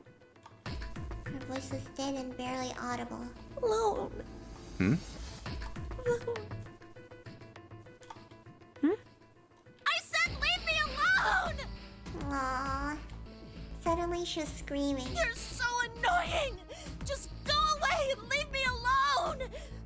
Just looking at you guys is pissing me off! Yeah. Go away, okay? Just go somewhere else! Stop bothering me! Junpei was taken aback. Um, Such anger and hate. Jun's eyes had gone wide with surprise as well. Why are you still here? Did you hear me? Huh? Fine, forget it. If you aren't gonna leave, then I'll just... alright. Let's go, June. Yeah. Aww. They turned and left Clover. As they did, Junpei glanced back over his shoulder to see Clover wiping tears from her face. Clover had driven home the misery of their situation, but Junpei told himself that getting depressed would get him nowhere but depressed. We really need to find Snake, for Clover's sake. He did his best to push away the misery and depression and force a smile. So, where do you think we should go next? Junpei! The hallway? Hey, That's the why don't we go back to C-Deck? only place We can take a haven't look at that been. hallway with all the rooms. Okay, let's get going then. Together they ran down the stairs. Oh, it's Ace. Ahead of them, further down the hallway, they spotted Ace. Hey, Snake! Where are you? Answer me if you're there! What should Junpei do? Run to Ace. I feel like we should check on all of them at least this Let's first go. playthrough. With June in tow, Junpei jogged up to Ace. Hearing their footsteps, he turned to greet them. Ah, hello there. Snake is... well, that's obvious, isn't it? I assume you haven't found him yet? Yeah, doesn't seem like you're having any luck either. I really wonder where he could have gone. Well, wherever he's disappeared to, we must find him as quickly as we can. For Clover's sake. Yeah, she's broken. Right. June's face looks kind of enraptured. By the way, do you think Clover and Snake are really siblings? Why would you say that? Why would you say that? The question seems somehow odd to Junpei. Why? Well, it's obvious, isn't it? They don't look alike at all. Ace looked at him for a moment and then spoke. Yes, you know, now that you mention it, they don't. Now that you mention it, Still, there are a great many siblings who do not look like one another. It certainly isn't rare. yeah. Junpei wasn't sure why or even if he was seeing what he thought he was, but he could have sworn that Ace's face tightened up as he spoke. Does he know something? At any rate, we really must find Snake as soon as possible. Ace, no! The clock is ticking. We really can't afford to waste any time. Very well. Let's get back to the search, shall we? You can leave this area to me. All right. Let's go, Jumpy. At June's urging, they left. Nah, he knows something. They found themselves back at the stairs, but Junpei's mind was in turmoil. Something about that was... I'll think on it later. Junpei is highly suspicious of Ace, isn't he? It's very interesting because Junpei actually picks up on things like really well. Like Ace said, finding Snake is our top priority. Junpei did his best to clear his mind. Alright, where should we go next? Junpei's really smart, actually. Just not in the way that like he considers smart. Like to him, smart would be like June and Lotus because they know so much. But Junpei is smart in another way. Like he figures things out really easily. I guess we can go back now. Why don't we go back to the big hospital room? Okay, let's go then. Yeah, he second guesses so much. That's true. I don't think anyone is here. What next? Finish searching? Wait, they want us to go back? Let's go have a look at the hall with all the rooms. I'll go wherever you do. Let's go. They quickened their pace and headed for the bow. Oh, nobody's here. Snake, of course, is nowhere to be Let's look found. somewhere else. But where? Okay, I guess don't we we go can back to end the big- it. Okay, let's go then. I don't think anyone is here. Finish searching. Actually, I'm paranoid, so I'm gonna go here too. Why don't we go check out the first? All right, let's go. Okay. No one's here. Maybe, but where? Okay. Never Let's mind. head back. We can All right. stop. I was just like, what if? I don't think anyone. What now? Okay, finish searching. They looked everywhere they could think of, but Snake was nowhere to be found. Snake hasn't been anywhere we've searched. Lotus looked around at 6 frustrated faces and spoke. And we can't keep looking for him. Wherever he is, it's not here. We need to get moving. Moving. Junpei couldn't disagree with what she was saying. Snake seemed to have completely disappeared. There was no point to wasting any more time. Aww. The others seemed to be having similar thoughts, but they stayed silent. Yeah, no one can tell Clover that. Finally, Seven spoke. We don't got a choice. Lotus is right. We're not gonna find Snake. There's a problem, though. We've got to figure out who's gonna go through which door. Yes, I have a proposal. She walks back and forth across the floor, her heels clicking against the wood. Finally, she stopped. Why don't we decide on one person to sacrifice? Sacrifice? Well, perhaps that's a bit of a harsh word, but yes. You've all figured it out by now, haven't you? We can't all make it through those doors. If we split into 2 teams of 4 and 3 people respectively, then 3 people will be left behind. If we split into 2 teams of 5 and 2 people respectively, then 2 people will be left behind. But if we split into 2 groups of 3 and leave 1 person out, then only 1 person will be left behind. Leaving behind 3 people and with 2 teams of 4 and 3. Not sure. Or she was right.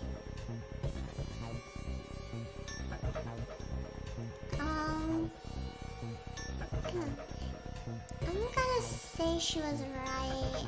It wasn't pleasant, but she was right. There wasn't any way that the numbers worked out. If one group was 4, the other group would always have a digital route that didn't match a door. When Seven spoke, his voice was strained. Then... you're saying we gotta decide who's gonna stay behind. Yes, we do. Yeah. Given our circumstances, it's logically and morally the best solution. If the other 6 are to survive, then 1 person has to sacrifice themselves.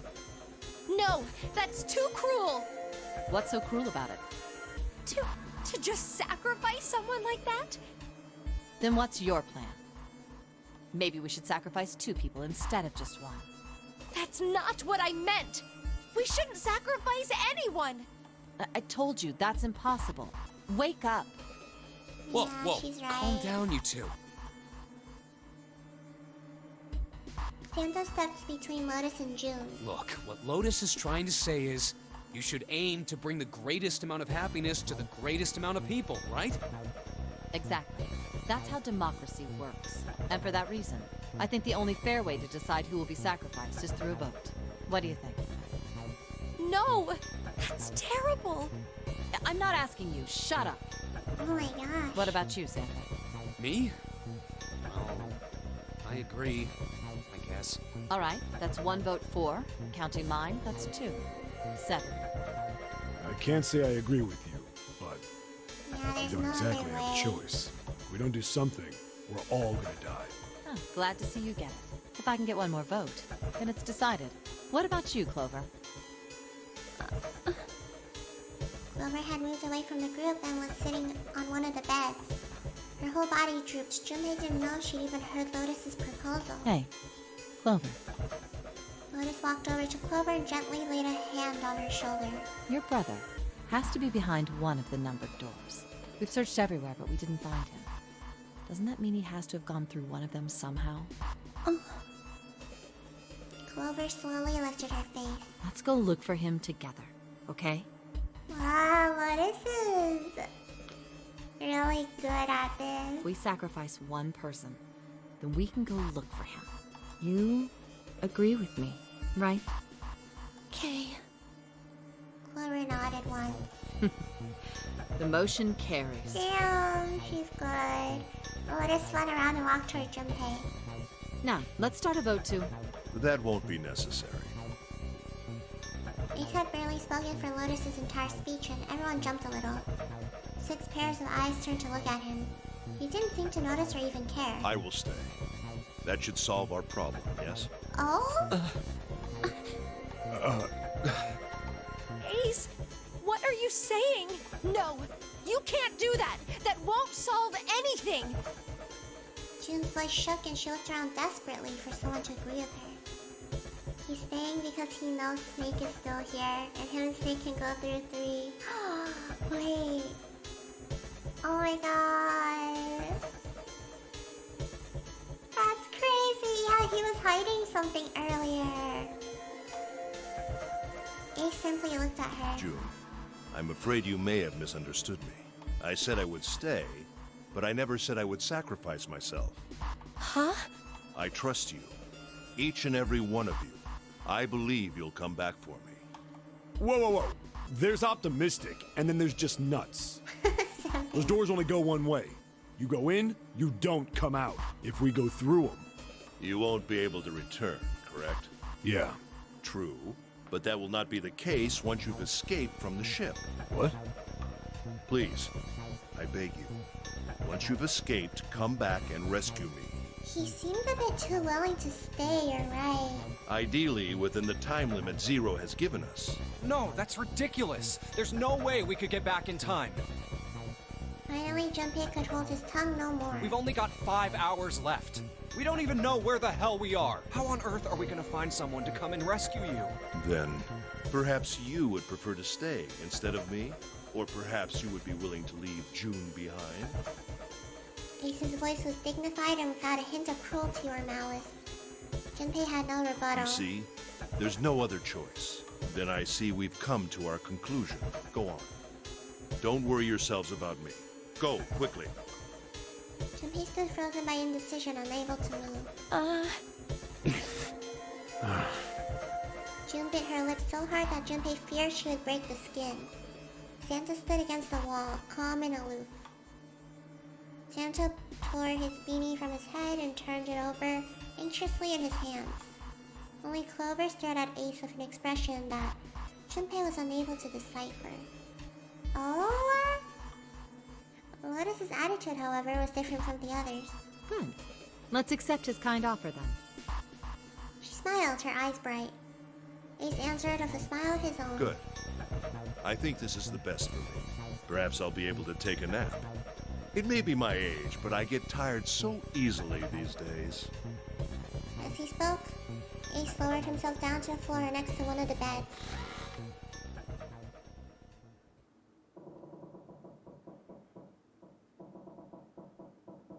What? From somewhere deep in the ship, Junpei suddenly heard a screeching of metal on metal. It was almost as if the ship were screaming. Would it really hold until their time limit was up? Already, D-Deck was flooded.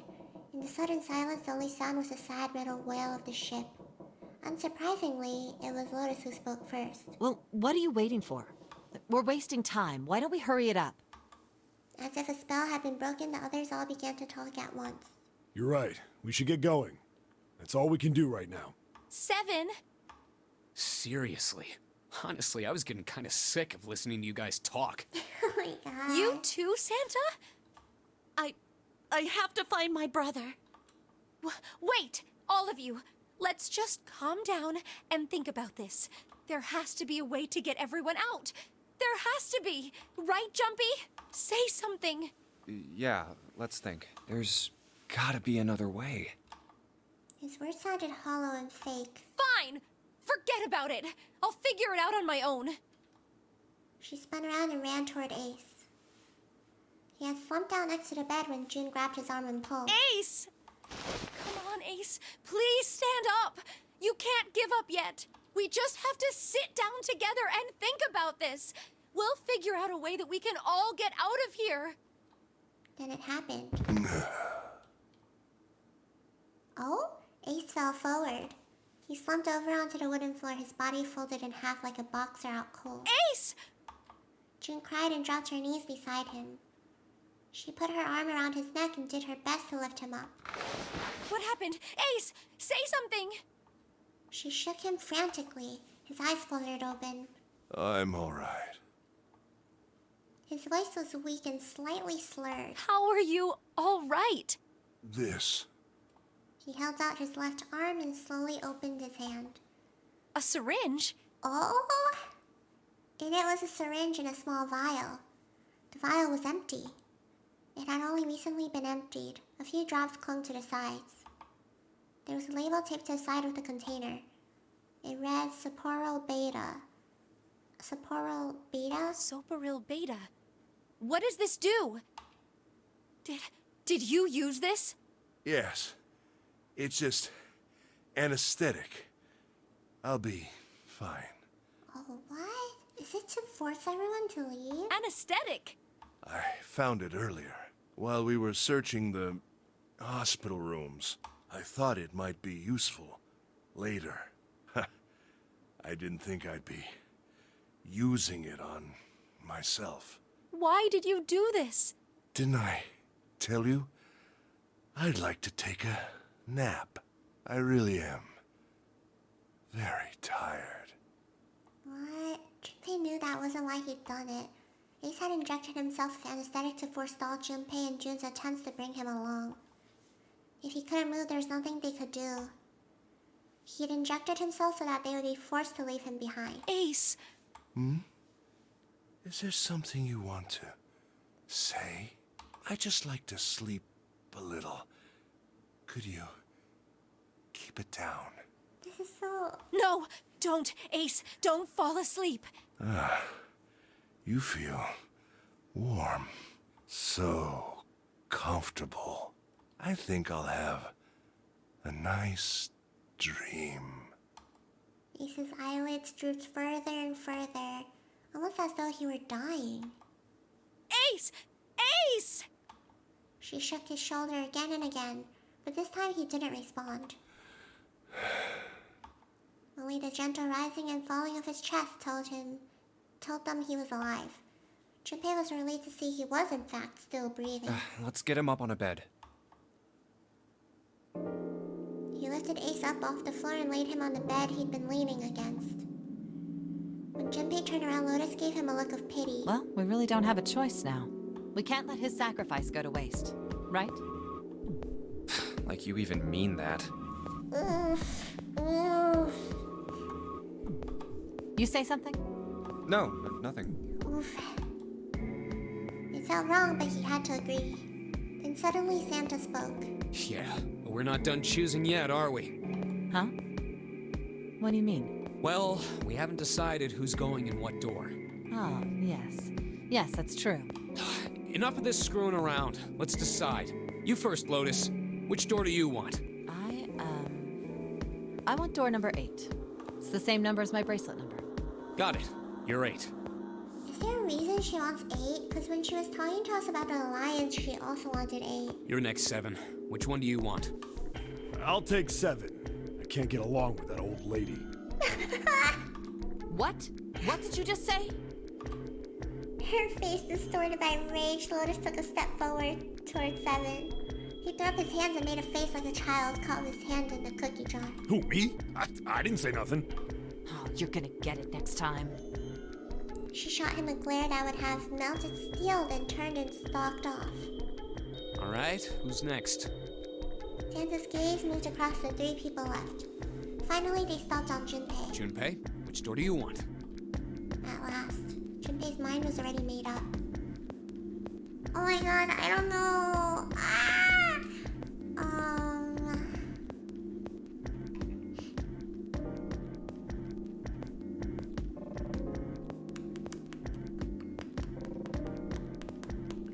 Gonna go cuckoo crazy. I don't know. I think I wanna go through 7. But I want to stay with Lotus, actually. Because I remember she says something else that's really interesting in one of the other rooms, but I don't remember which room. How many groups are we doing? They said 3 3 people, 3 people. So that would just be... That'd be 2 groups, which means... No one would go through door 3. Because they already chose 7 and 8. I think I'll stick with Lotus. I think there's something she says that's pretty interesting later on. I'll save here, though.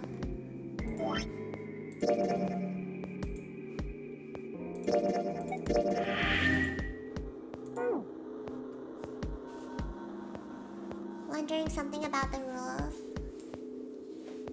What about them?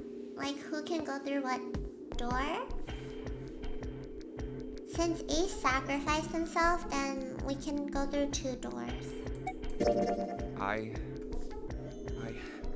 think I'm gonna go with door 8. Okay, 8 it is. Wait, so who else is with us? Lotus is 8 and we're 5. That's 13. 13. That's 4. So we need 4 to go to 8. Oh, that would be Clover. What if I went through 7? 7 plus 5. 12. 3.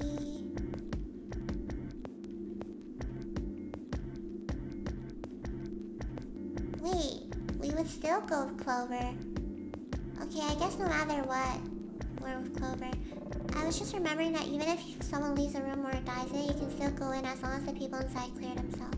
Yeah, so Ace and Snake will be able to go through 3 no matter what. True! Oh my god. Ah! Oh my gosh. Yeah. Alright then. That means June's gotta go through 7. What? Why? What? Santa grimaced and muttered angrily to himself, but finally began to explain. If the 6 of us are gonna keep going without leaving anyone behind, there are only 3 ways we can do it. Plan Have A. 3, 5, and 8 go through 7, and 4, 6, and 7 go through 8. Plan B. 4, 5, and 7 go through 7, and 3, 6, and 8 go through 8. Yeah, so no matter what, we're gonna be with Clover, and Santa will be with June. Or 3, 6, and 7 go through 7, and 4, 5, and 8 get 8. Okay. There are no other combinations. In other words, 3 and 4 and 7 and 8 can never go through the same doors. Oh. You get it now? As Santa finished, June looked over at Junpei, tears welling up at the corners of her eyes. Aww. Yeah, it's hard to keep track of like all the information, but it really does help. Way too smart for me. Oh no. You're saying we aren't gonna see each other again for a long time. Junpei felt just as June did. He wanted to be at her side through whatever trials they were preparing to face. But he knew that if they were to survive, he had to swallow his feelings. He just spoke some foreign language. In order for the 6 of them to move forward, he and June had to be separated. He looked at June. He was scared to lose her, but he swallowed, steeled his resolve, and did his best to smile. Hey, come on. You're making it sound like we're never gonna see each other again. We gotta split up, but only for a while. This is just like when we went into the 4 and 5 doors, remember? We got split up then too, but we all met back up. I'll bet 7 and 8 are just like that. You mean they're connected somewhere? Aww, he's such a good guy. Yeah, probably. Probably. She didn't sound very hopeful. It was 7 that interjected. I'm sure they're gonna connect somewhere. Why? What makes you think so? If they don't, then neither team can get through door 9. Yeah, true. In other words, the game would end right here. Zero's been on top of his shit so far. I don't think he'd blow it now. I'm damn sure that son of a bitch wants to have his fun as long as possible. He's not gonna end this game until we get through the 9 door. June said nothing.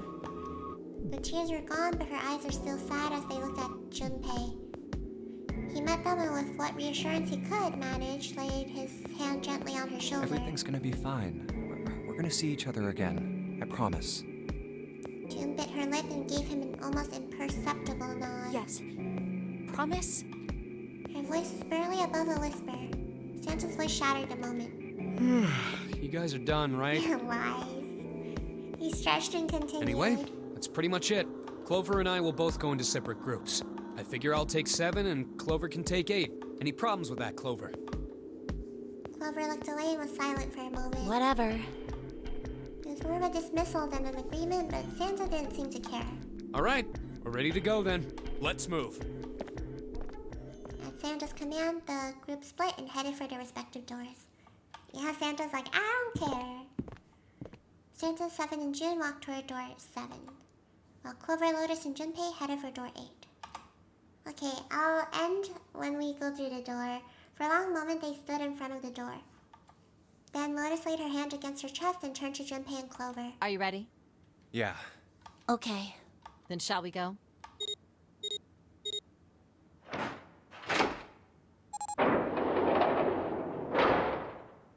It's open. The narrow hallway stretched out before them. Okay. Hurry! Lotus and Clover leapt through the door. The moment they did, their bracelets beeped. The detonators and the bracelets had been activated. Junpei stepped forward to follow them. But as he was about to step over the threshold, he stopped. He looked to his left, toward door 7. June stood there, a mirror image of Junpei. She turned and looked toward him. Their eyes met. June. Jumpy. They nodded. Their farewell took almost 1.5 seconds. What the hell are you doing? Then someone took hold of Junpei's arms and hauled him bodily through the door. That was interesting when they described it as mirroring. That like they mirror each other. He heard the sound of the numbered door slam shut behind him. His bracelet gave a cold electronic beep. 81 seconds left. Hurry! Oh my gosh! Lotus snapped at him and ran to the deck. Ugh. Junpei and Clover followed her as fast as they could. Yeah, I was like, what? Whew, thank God. It stopped. That was way faster than the first time. The first time we only had like 20 seconds left. With a shaking hand, she wiped a few beads of sweat from her forehead. Clover, however, was calm, aloof perhaps. Pointless. She muttered to herself without emotion and began to walk down the hallway, leaving behind a confused Junpei and Lotus. Lotus watched the girls receding back with a mix of frustration and curiosity. What an unpleasant girl. I bet she's not very popular with the boys. She just lost her brother. Hello. Her sarcasm seemed a little more biting than was perhaps necessary, but she sighed and started after the younger girl. Maybe pairing these two together was a mistake. Too late now. I better catch up to them. After taking a moment to catch his breath, Junpei followed. Okay, I'll save in this room. Oh, it's a dead end. The hallway made a number of turns before at last coming to a dead end. There's a door on the left, though. For a few minutes, they stood in front of the door, examining it. Above the door was a plate with the word laboratory engraved on it. A laboratory? Huh. Oh, that doesn't sound very pleasant. I don't like the look of this place. Me either. But there aren't any other doors. It's not like we have a lot of choices. This room was really important for Lotus, I remember. Junpei, Huh? please, you first. Junpei suspected her politeness was motivated by something other than respect. Ugh, fine. Junpei muttered to himself and pushed open the iron door.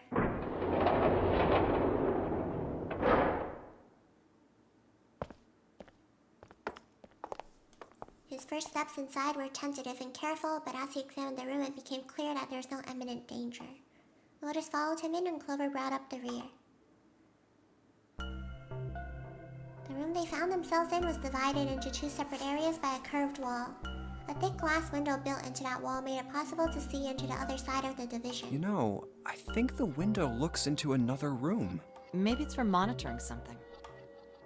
Junpei walked to the window and looked through. What the hell? He wasn't sure what else to say. Oh, creepy! In the center of a room, shaped like a quarter circle, a mannequin lay on what looked like a medical exam table. Looks so creepy. Yeah, for real. Junpei jumped a little. He hadn't noticed Lotus come up next to him. It's kind of like that doll is waiting for surgery. This is a laboratory, right? I'd say it's more like it's waiting to be experimented on. Ooh. It's creepy either way. You don't think that thing's gonna suddenly sit up or something, do you? Don't say that. Oh, I don't know. I mean, look at all those cables sticking out of it. If we press the wrong button, I don't know. If this is a horror game, they would have made them use the body of one of the participants. Stop it. Just thinking about it is terrifying. She was gripping her arms, the knuckles on her hands white. Wait, where's Clover? I hope that never happens. She was still standing near the entrance of the room. Her face had the appearance of calm, but it was drawn and somehow sad. What is she? There was something almost pitiful about her. Junpei walked over to her and as kindly as he could spoke. Are you okay? Clover looked away. What are you talking about? What? I'm just worried about you. You've been real quiet. What? I can't be quiet if I want to? Well, I mean, of course you can. I just... Okay then. If I can be quiet if I want, just leave me alone, okay? Come on, you know I can't do that. Aw, Junpei. We gotta work together. Clover bit her lip and was silent for a Junpei, you minute just then. don't get it! Her cry took Junpei by surprise and he stumbled backward a few steps alarmed. My brother's not the kind of person who'd just leave me behind! Yeah, that's true. That was what I was concerned about too. Something happened to him! Something bad. Yeah. Junpei had nothing to say.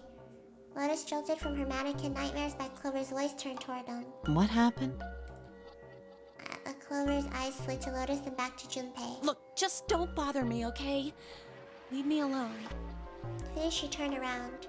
Before Junpei or Lotus could say anything, Clover had began to walk away quickly. Hey, wait, Clover! Hold on! That way is... I told you to leave me alone! She might as well have been talking to a wall for all the notice she took of his cries. Not even slowing down, she made for a doorway cut in the wall in front of her. Without even slowing down, she passed through the doorway. Clover, watch out above you! There was that warning an iron gate fell from the ceiling like a portcullis, sealing Clover in. What the heck? What's going on here?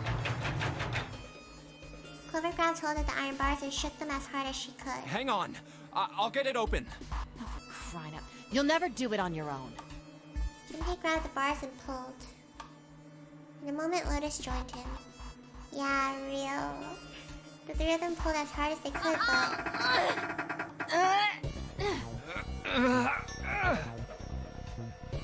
Yeah, I don't blame her. But it is not the best place. Damn it! It's not moving. Oh, wait! Are you gonna give up? Just like that? No, I'm not giving up. This has got to be another one of Zero's puzzles. If it is, then there's gotta be a way to open it. Junpei nodded. Just what I was thinking. Now all we gotta do is find it. Lotus and I can look around out here. Clover, you're gonna have to see if you can find anything in there. Oh, yes, I'm on it.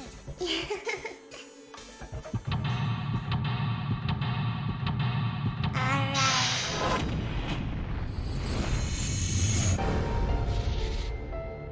Yeah, we're gonna end here. Oh my god, that's so creepy. Oh, is she in the laboratory? Oh, that's terrifying. Oh no. That is terrifying. Oh frick, I shouldn't have saved there. Oh man. Well, it's okay. They have text skipping. The sound effect stresses me out so bad. Yeah, same. Alright, don't worry. Who's streaming right now?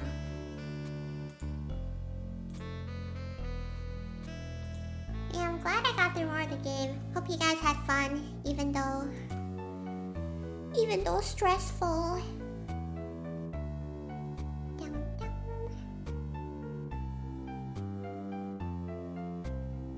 I'm still stressed, actually. Had a good time. You better have. You can rate my friend Semi. Not bad. Aki, good. Thank you. Of course, I had a gun time. Otherwise, I'd be in trouble. A gun time? Why would you say gun? Are you in danger? No way. You been good? Yeah. I make spelling mistakes a lot too. It's okay.